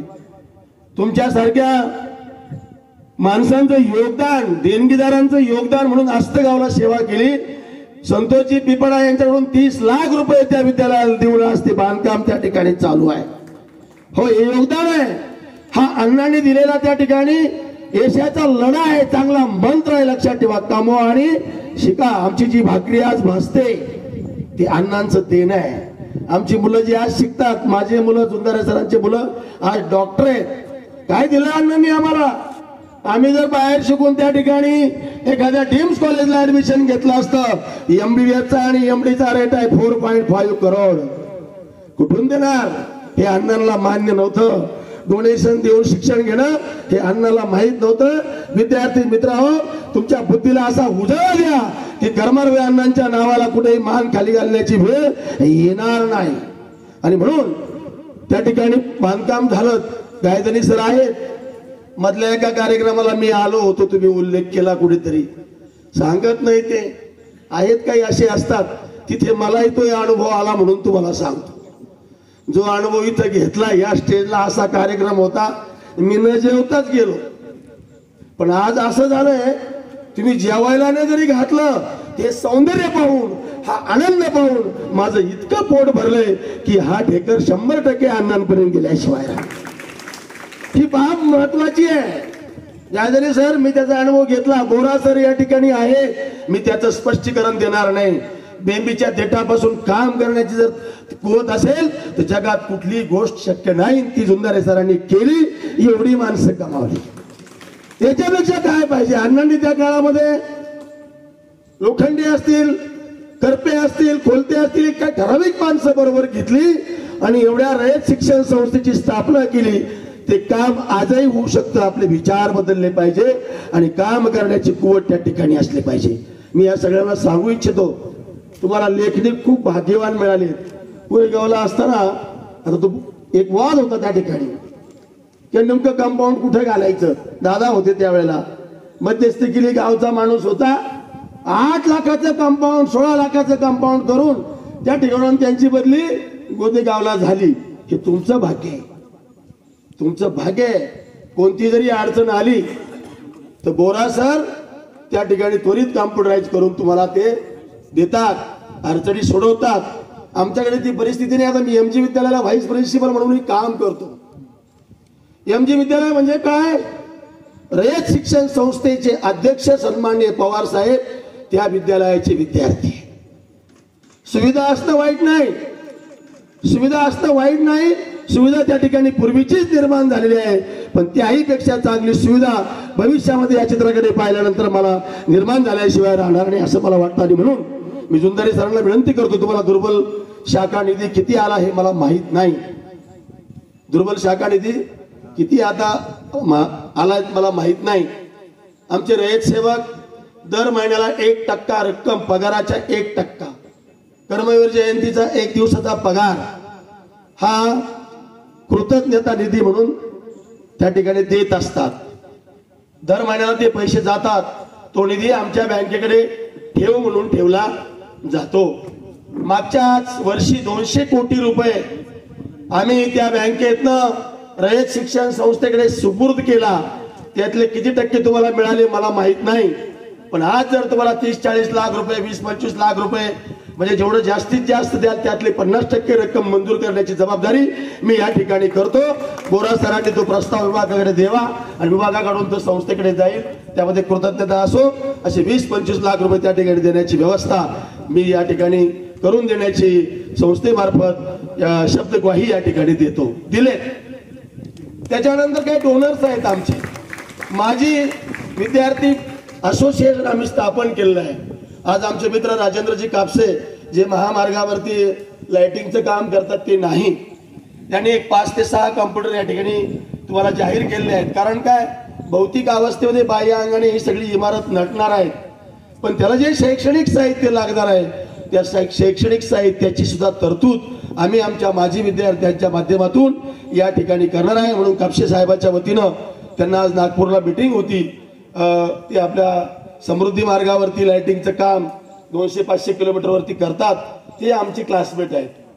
आणि जुंदारे सरांचे भाऊ जे डॉक्टर आहेत सोपान जुंदारे ते आमचे क्लासमेट आहेत. थोडे मागे होते आणि म्हणून त्यांच्या मार्फत 1.5 लाखाची जी साहित्य सामुग्री लागेल ती तुम्हाला थोड्या दिवसामध्ये या ठिकाणी मुख्याध्यापकांच्या हस्ते मुख्याध्यापकांना सुपूर्द केली जाईल असा मेसेज त्यांनी मला या ठिकाणी केलेला आहे.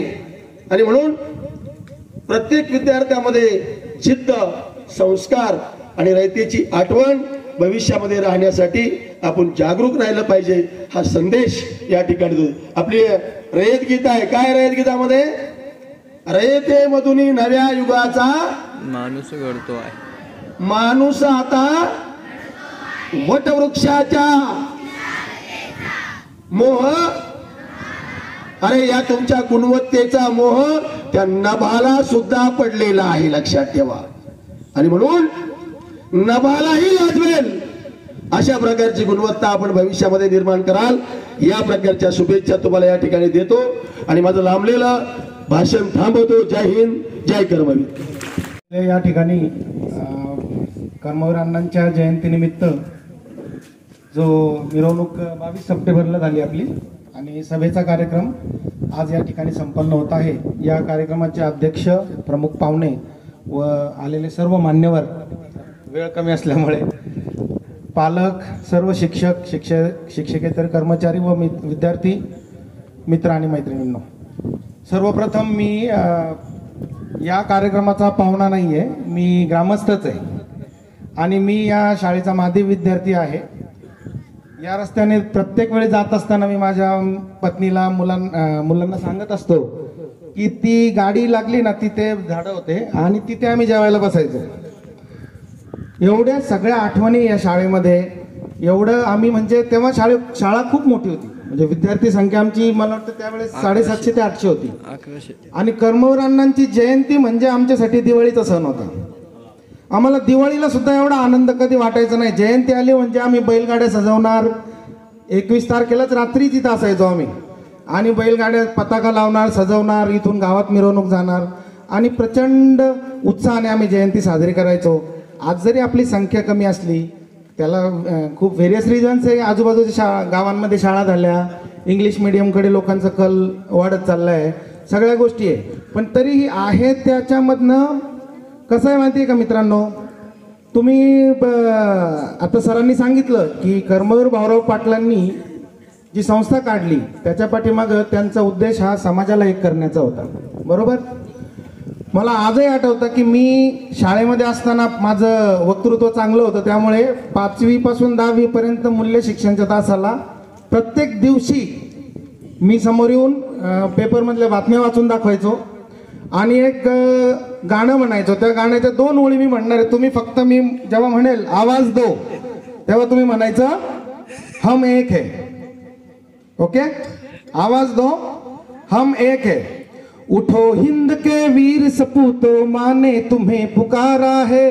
उठो हिंद के वीर सपूतो, माने तुम्हें पुकारा है. आवाज दो, आवाज दो. कर्मवीर अण्णांचं आयुष्याबद्दल आम्ही खूप सारे पुस्तकं वाचलेले आहेत, कारण माझं 11 वर्ष म्हणजे 5वी ते 10वी नंतर 11वी ते ग्रॅज्युएशन हे रयतमधूनच झालेलं आहे, SHM कॉलेजमधून. त्यामुळे कर्मवीर अण्णांबद्दल आमच्या मनामध्ये एवढं पहिल्यापासून कर्मवीर अण्णा कसे काय बाबा 6वी शिकलेला माणूस आशिया खंडातली सगळ्यात मोठी शिक्षण संस्था स्थापन करतो, हे किती मोठं कार्य आहे सांगा बरं तुम्ही. आपली संख्या कमी, याचा न्यूनगंड असेल ना तर सगळ्यात मोठं उदाहरण तुम्हाला सांगतो. आशिया खंडातलं सगळ्यात मोठं साम्राज्य होतं औरंगजेब बादशाहचं आणि महाराष्ट्रातल्या 6 जिल्ह्यांपुरतं मर्यादित असणारं स्वराज्य होतं छत्रपती शिवाजी महाराजांचं.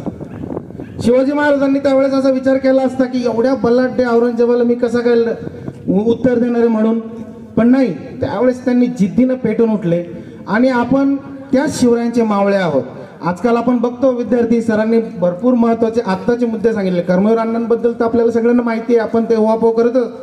आज मोबाईलकडे आपल्या तरुणांचं, विद्यार्थ्यांचा जो ओढ वाढत चाललेला आहे तो कमी झाला पाहिजे. अभ्यासाकडे, गुणवत्तेकडे, क्वालिटीकडे लक्ष दिले पाहिजे. आजचा प्रॉब्लेम काय झालेला आहे माहिती आहे का, तरुण म्हणतात नोकऱ्या नाही आहेत आणि उद्योजक म्हणतात कामगार नाही आहेत.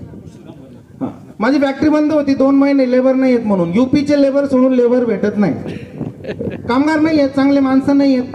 अशी ही जी दरी आहे ना ती आपल्याला सगळ्यांना मिटवायची आहे. त्याच्यामुळे सगळ्यात पहिले काय माहिती का विद्यार्थ्यांनो, तुम्हाला यशस्वी होण्याचे 2-4 मुद्दे सांगतो वेळेअभावी. सगळ्यात पहिली गोष्ट, तुम्ही प्रचंड मेहनत करायची तयारी ठेवा. कॉम्पिटिशनचं युग आहे. धान्याचं पोतं सोडल्यानंतर, कोपरा सोडल्यानंतर जेवढे दाणे बाहेर पडतात ना तेवढे विद्यार्थी येतात. प्रचंड मोठी कॉम्पिटिशन आहे. त्या कॉम्पिटिशनमध्ये जर आपल्याला पुढे यायचं असेल ना सगळ्यात पुढे, तर आपल्याला क्वालिटी पाहिजे आणि त्याच्यासाठी प्रचंड कष्ट करायची आपली तयारी पाहिजे. ज्या काही सुविधा आहे त्या समजा संस्थेकडनं येतील, काही ग्रामस्थांकडनं येतील. आपणही सगळ्यांनी मिळून बिल्डिंगचं जे काम आहे, आता मी या ठिकाणी सरांना कार्यक्रम झाल्यानंतर भेटून त्यांचं जसंही पुढे झालं ती बिल्डिंग पूर्ण करण्यासाठी जी काही मदत लागेल ती करायचं या ठिकाणी आश्वासन देतो. भरीव मदत या ठिकाणी आपण करू, बिल्डिंग पूर्ण करू, तो आमचा प्रॉब्लेम आहे. तुम्ही काय केलं पाहिजे, तुम्ही या ठिकाणी गुणवत्ता दाखवली पाहिजे, चांगला अभ्यास करा. कोणी काय बोललं तर राग आला पाहिजे तुम्हाला. आजकाल काय झालं माहिती आहे का, राग आल्यावर तुम्ही काय करता मला सांगा बरं. बोला बोला, कंटाळून बसू नका. काय करता आपण राग आल्यावर? भांडण करतो किंवा मग काहीतरी फेकून मारतो दुसऱ्याला. कर्मवीर अण्णांना पण राग आला होता. जेव्हा त्यांच्या घरी पाहुणे आले होते आणि पाहुण्यांसमोर त्यांच्या वडिलांनी सांगितलं होतं की तुमचा मुलगा काय करतो, त्यावेळेस कर्मवीर अण्णांचे वडील पायगोंडा पाटील म्हटले होते काय नाही, इकडे तिकडे फिरत असतो आणि काय नाही करत. त्यावेळेस पत्नीसमोर आणि पाहुण्यांसमोर झालेला अपमान कर्मवीर अण्णांना राग आला आणि कर्मवीर अण्णा पेटून उठले आणि त्यांनी आज एवढा मोठा वटवृक्ष निर्माण केला. राग आलाच पाहिजे. आणि तुम्हाला विद्यार्थी मित्रांनो एकच सांगतो मी, तुमचे ध्येय, तुमचे स्वप्न बघून जर लोक हसत नसतील ना तर तुमचे ध्येय खूप छोटे. If people are not laughing at your dreams that means your dreams are too small. हसलेच पाहिजे लोक. मला तुम्ही एवढंच सांगा, डॉक्टर बाबासाहेब आंबेडकर वर्गाच्या बाहेर बसत होते. वर्गाच्या बाहेर बसणाऱ्या एका विद्यार्थ्याने भारतातली आणि जगातली सगळ्यात मोठी लिखित राज्यघटना या देशाला दिली. मला सांगा, विमानाचा शोध ज्यावेळेस राईट ब्रदर्सने लावला त्यावेळेस आज 150 वर्षापूर्वी समजा एखादा माणूस उठून म्हटला असतं की मी या लोखंडाला हवेत उडवणार आहे, लोक काय म्हटले असतील त्यांना? म्हटले असतील हा हा तू करशील बाबा. अजिबात नाही. लोक म्हटले असतील वेडाया, लोखंडाला हवेत उडवणार म्हणतो. पण ते थांबले का? नाही. त्यांनी विमानाचा शोध लावला ना. आज जग बघा, आज इथून अमेरिकेला पण 20 तासात जाऊ शकतो. जगाला किती जवळ आणलंय त्यांनी. मोबाईलवर आज सगळी दुनिया इंटरनेटवरती इंस्टा आणि फेसबुकवर जाऊन बसलेली. त्या मोबाईलचा शोध आज या ठिकाणी 103 वर्षापूर्वी एका माणसाने लावला, मार्टिनने. त्यावेळेस लोक म्हटले असतील का हा बाबा तू एकदम एक इन्स्ट्रुमेंट कुठलं तरी घेऊन इकडनं आज जगाच्या कुठल्याही कोपऱ्यावर बोलू शकतो. हसलेच पाहिजे लोक तुम्हाला. डायरेक्ट स्वप्न बघा, घरी जाऊन आज भिंतीवर लिहून ठेवा, मला कलेक्टर व्हायचंय, मला SP व्हायचंय, मला सचिव व्हायचंय मंत्रालयामध्ये, मला परदेशात भारताचा राजदूत व्हायचंय, मला 100 लोकांना नोकरी देणारा उद्योगधंदा उभा राहायचा आणि मला मोठा उद्योजक व्हायचंय. हे सगळे स्वप्न आपण बघायला सुरुवात केली पाहिजे. जेव्हा आपण मोठे स्वप्न बघू ना तेव्हा कुठं तुम्ही 90% अभ्यास केला तर तुम्हाला 70-75% मार्क्स पडणार आहेत. तुम्ही जर म्हटलं की हा आपण पास झालो पुढच्या वर्गात झालं, तर काही होणार नाही. कॉम्पिटिशनचे युग आहे. पेटून उठा आणि छत्रपती शिवाजी महाराज, डॉक्टर बाबासाहेब आंबेडकर, कर्मवीर अण्णा यासारख्या मोठ्या महान लोकांच्या मातीत जन्मलेले आपण माणसं आहे, हे कधी विसरू नका. आणि सहकारी जे छत्रपती शिवाजी महाराजांच्या आयुष्यातले तुम्हाला काही उदाहरणं सांगतो. ज्यावेळेस रायगड किल्ल्याचं बांधकाम पूर्ण झालं त्यावेळेस राजे मोहिमेवर गेलेले होते आणि निधी संपलेला होता. त्यावेळेस त्यांनी स्वतःचा जमीन विकली, धन दौलत सगळी दिली, राजवाडा पूर्ण केला आणि परत आल्यानंतर राजांनी विचारलं की काय पाहिजे. त्यावेळेस आपल्यासारखा माणूस काय म्हटला असता? द्या 100-200 कोटी रुपये. आता एवढं मी महाराष्ट्राच्या स्वराज्याची राजधानी मागितली, काहीतरी धन दौलत हिरे मुद्रे काहीतरी मागितलं असतं ना. त्यावेळेस ते म्हटले की साहेब महाराज ह्या रायगडाच्या पायरीला माझं नाव द्या, सेवेची ठाई तत्पर हिरोजी इंदोलकर. असे महान त्यागमूर्ती आणि स्वराज्यासाठी जीव तळ हातावर घेऊन चालणारे तानाजी मालुसरेंचं उदाहरण घ्या. स्वतःच्या मुलाची पत्रिका द्यायला गेलेला माणूस, त्याला महाराजांनी सांगितलं सुद्धा नाही की बाबा कुठेतरी आपल्याला कोंढाणा किल्ला लढायला जायचंय की काय. दुरून काढल्यानंतर म्हटली की अरे ही मोहीम माझ्यापासून लांब नाही गेली पाहिजे.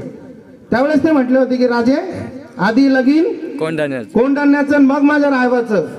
हे महान जे विचारवंत होते आणि महान असे लढवय्ये योद्धे होते, त्यामुळे अशांचा वारसा लाभलेले आपण सगळे माणसं आहोत. त्यामुळे सगळ्यात पहिली गोष्ट तुम्ही कष्ट करा, स्वावलंबी बना. आपल्या रयत शिक्षण संस्थेचं ब्रीद वाक्य आहे स्वावलंबी शिक्षण हेच आमचं ब्रीद. गरिबांच्या विद्यार्थ्यांसाठी कमवा आणि शिका अशी योजना कर्मवीर अण्णांनी राबवली, जेणेकरून कुठलाही गरीब वंचित माणूस शिक्षणापासून लांब नाही आला पाहिजे. बाबा काम करा आणि इथं शिका. प्रसंगी वसतिगृहातील मुलांना जेवण देण्यासाठी स्वतःचं सौभाग्य अलंकार गहाण ठेवलेला अण्णांच्या पत्नी या अशा महान लोकांचा आपण आदर्श ठेवला पाहिजे. अभ्यास केला पाहिजे, मोठे झालो पाहिजे. आणि हे सगळं करत असताना फक्त तुम्ही पैसा कमवू नका, यशस्वी होऊ नका, तर आपल्या कुटुंबाला जीव लावा, वडीलधाऱ्या माणसांचा मान ठेवा, आई वडिलांना रिस्पेक्टफुली वागवा. ह्या सगळ्या गोष्टी हा समाज घडला तर त्या कर्मवीर अण्णांचा जो विचार होता तो जिवंत राहील ना.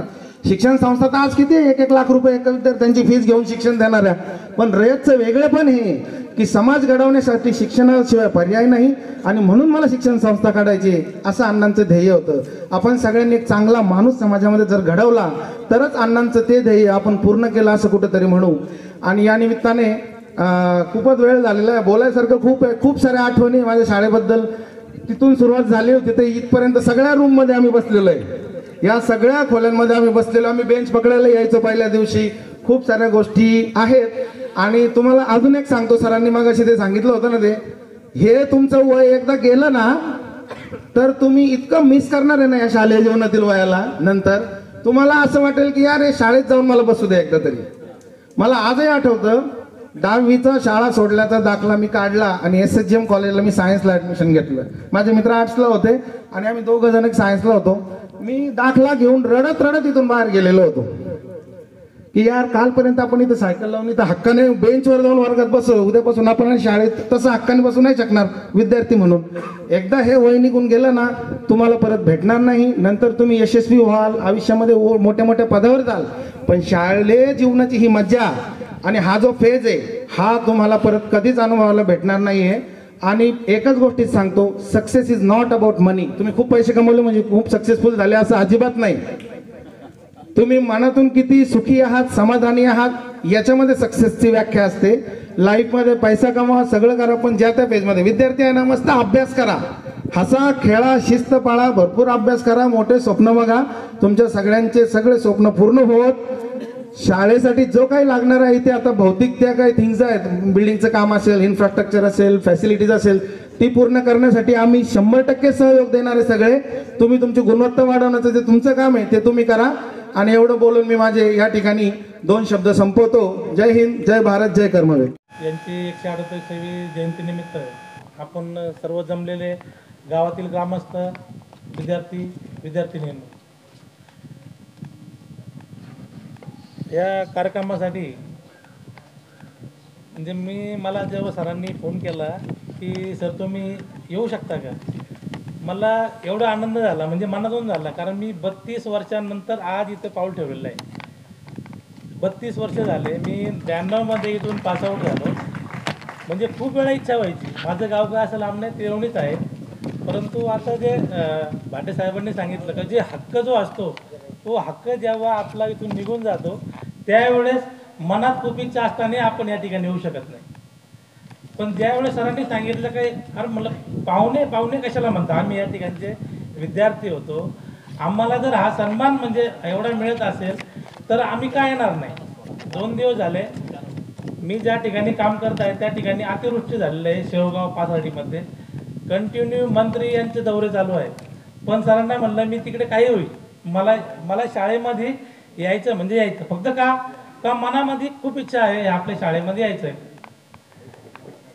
तर जेव्हापासून आम्ही ज्यावेळेस तिरवणीमध्ये प्राथमिक शिक्षण झालं त्याच्यानंतर इथं जेव्हा आलो तर जर या गावामध्ये जवळपास कुठलेही हायस्कूल नव्हतं, सगळ्यांची परिस्थिती त्यावेळेस गरीबच होती. जर समजा अण्णांनी जर या शाळा उघडल्या नसत्या तर आम्ही म्हणतो का इथं आम्हाला कुठलंही शिक्षण घेता नसतं आलं. आम्ही ज्यावेळेस असंच विद्यार्थी म्हणून बसायचो त्यावेळेस प्रमुख पाहुणे म्हणून सुरुवातीला आपले डॉक्टर उसळे जे आहेत त्यांना नेहमी प्रमुख पाहुणे म्हणून यांना बोलवलं जायचं. तर आम्हाला एवढा अभिमान वाटायचा का आपल्या शाळेतला विद्यार्थी आणि इथं पाठी लावलेली असायची, त्यांचं शाळेमध्ये 1 नंबरला नाव, प्रथम आलेला क्रमांक, कंटिन्यू 10-11 लोकांचं त्यांचं सर्वात वरती नाव 1965 साली काय ते त्यावेळेस सुटलेले होते. तर अभिमान वाटायचा का नाही, कारण या विद्यार्थ्यांनी एवढ्या प्रतिकूल परिस्थितीमध्ये एवढं शिक्षण घेतलं आणि आपल्याला तर आपले आईवडील काही का होईना थोडंफार काही देऊन आपलं शिक्षण घेतात. आपण एकच केलं पाहिजे का शिक्षकांचं जे सांगतात तेवढं ऐकणे, कारण ह्या वयामध्ये पुढं तुम्हाला काय करायचं लक्षात येत नाही. त्यापेक्षा शिक्षकांनी जे तुम्हाला सांगतात तेवढं ऐकून जर तुम्ही त्यानुसार जर तुम्ही पावलं उचलली तर तुम्ही निश्चित आयुष्यामध्ये सक्सेस होणार. वयाचे काही नाही, तुम्ही 15-16 वर्षापर्यंत लक्षात येत नाही, नंतर तुम्हाला समजून जाईल आपल्याला कुठे काय करायचं आहे म्हणून. तर आम्हाला जे घडलो आम्ही तर इथं म्हणेल की जे आम्हाला शिक्षक होते, मी प्रथम उल्लेख करेन, आपल्या गावकऱ्यांना पण माहीत आहे सुनावणी येणार सर म्हणून, आम्ही जे घडलो फक्त त्या एका माणसामुळं आणि त्यांच्या पाठोपाठची जी बॅकिंग होती, सोनवणे पीडी सर असतील, फुंदे सर असतील, कवडे सर असतील, शिंदे आर असे खूप, तर त्यांचं आजही आम्ही त्यांच्यासोबत कॉन्टॅक्ट ठेवून आहे. त्यांच्या प्रत्येक सुखदुःखात आम्ही सहभागी असतो का, कारण त्यांनी जर आम्हाला एवढ्या म्हणजे बाकीच्या शहरामध्ये समजा बाकीच्या मुलांना सुविधा असायची, आम्हाला इथे त्यांनी ॲडिशनल रात्रीचे नाईट क्लास देऊन आम्हाला इथं शिकवलेलं आहे. नाही तर कोणते शिक्षक असे आहे की रात्री कुटुंब सोडून इथं 8 वाजता येणार, रात्री 11 वाजेपर्यंत बसणार आणि आम्हाला त्यामुळं आम्ही घडलो काहीतरी म्हणजे आम्ही काहीतरी समजा कुठंतरी शिक्षण घेऊन पुढे नोकरी करतो, त्याच्यातून नोकरीतून काही सामाजिक काही काम करत असेल तर त्या पद्धतीने काम करतो. आजही पण आम्ही समजा आमच्या पतसंस्थेच्या माध्यमातून पुढे जर समजा कोणी अनाथ मुलं असेल त्या लोकांना आम्ही काही मदत करत असतो. तर ज्यावेळेस सरांनी सांगितलं की तुम्ही या, माझ्या लक्षात आलं माझा मित्र जो आहे कैलास साळुंके, त्याचा नेहमी काही ना काही तो मला सांगत असतो, प्रत्येक गोष्ट शाळेमध्ये हे घडलं, शाळेमध्ये ते घडलं. त्याचा मुलगा खूप अभिमान आहे, त्याचा मुलगा हुशार आहे एकदम, कारण प्रत्येक गोष्ट मला त्याबद्दल शेअर करत असतो तो. सार्थक साळुंके. तर अशाच मुलं सर्वांनी जर समजा तुम्ही अभ्यास करत आला, अभ्यास केला, फक्त वयाचे 25 वर्ष तुमच्या समोर मी म्हणतो ना, सर्व सुख तुमच्या पुढे लोळून घेतल्याशिवाय राहणार नाही. फक्त बाकीचे दिवस तुम्ही सोडून द्या. वयाच्या 25 वर्ष शिक्षण घ्या. जेवढं अतिउच्च घेता येईल तेवढं घ्या. मी एवढंच बोलतो. आणि कर्मवीर भाऊराव पाटील आज जयंती आहे, त्यानिमित्त सर्वांना शुभेच्छा देतो आणि या ठिकाणी थांबतो. आणि दुसरी गोष्ट, जे आज आता ऐकल्यानंतर सांगितलं की आपल्या शाळेसाठी नवीन इमारत उभी करायची आहे, त्यासाठी काय निधी लागेल, जो काय आमच्याकडून होईल तो 100% मदत करण्याचं मी आश्वासन देतो. आमच्या पतसंस्थेमार्फत पण देईल आणि माझं वैयक्तिक काय असेल त्यातूनही पण मी देण्याचा प्रयत्न. आमचा पण ग्रुप आहे, आमच्या मित्रांचा असेल किंवा आमचे इंजिनियर्स लोक आहेत, त्यांच्या मार्फत पण मी 100% मदत करण्याचा प्रयत्न, असं सरांना मी आश्वासन करतो. थांबतोय आहे. पद्मभूषण डॉक्टर कर्मवीर भाऊराव पाटील यांची 138वी जयंती कार्यक्रम आपल्या विद्यालयात आज आपण साजरा करत आहोत. यासाठी आपल्याला अध्यक्ष म्हणून लाभलेले माननीय बाबासाहेब माधवराव पाटील खिलारी, अध्यक्ष बानुबाई शैक्षणिक व धर्मदाय ट्रस्टी लौकी यांचं हार्दिक हार्दिक आभार. त्यानंतर माननीय श्री प्रमुख पाहुणे माननीय श्री पंकज सेठ लोढा, साई निर्माण डेव्हलपर्स कोपरगाव यांचं हार्दिक हार्दिक आभार.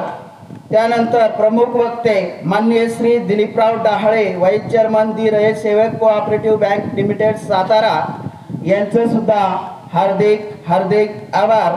त्यानंतर प्रमुख उपस्थिती माननीय श्री प्रमोदजी तोरणे साहेब, सहाय्यक विभागीय अधिकारी रयत शिक्षण संस्था उत्तर विभाग अहमदनगर यांचं सुद्धा हार्दिक हार्दिक आभार.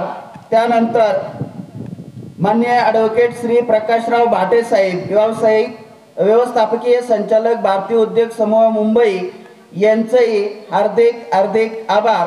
त्यानंतर माननीय श्री भाऊसाहेब पगारे साहेब, उपअभियंता MSEB अहिल्यानगर यांचं सुद्धा हार्दिक हार्दिक आभार. माननीय श्री डॉक्टर गोवर्धन हुसळे साहेब, MD कोपरगाव यांचे हार्दिक हार्दिक आभार. माननीय श्री पोपटराव भागवत साहेब, production manager competent green Ahmednagar यांचे हार्दिक हार्दिक आभार. माननीय श्री सुधाकर मलिक साहेब, व्यवस्थापक आत्मा मलिक शैक्षणिक व क्रीडा संकुल कोकणठाण यांचे हार्दिक हार्दिक आभार. माननीय श्री राजेंद्रजी कापसे साहेब, कार्यकारी संचालक श्री साई पॉवर कंट्रोल प्राध्यापक लिमिटेड कोपरगाव यांचे हार्दिक हार्दिक आभार. माननीय श्री प्राध्यापक श्री विठ्ठलराव चिमणराव रांधवणे यांचेही हार्दिक हार्दिक आभार. तसेच अध्यक्ष व सर्व सदस्य, शालेय व्यवस्थापन समिती, शालेय व्यवस्थापन व विकास समिती, सल्लागार समिती, शिक्षक पालक संघ, माता पालक संघ, थोर देणगीदार, सर्व सेवक वृंद, विद्यार्थी व विद्यार्थिनी, समस्त शिक्षण प्रेमी, पंचक्रोशीतील ग्रामस्थ व माजी विद्यार्थी, गोदेगाव या सर्वांचं एका शब्दात आभार मानतो आणि मी हा कार्यक्रम संपला असं अध्यक्षांच्या परवानगीने जाहीर करतो.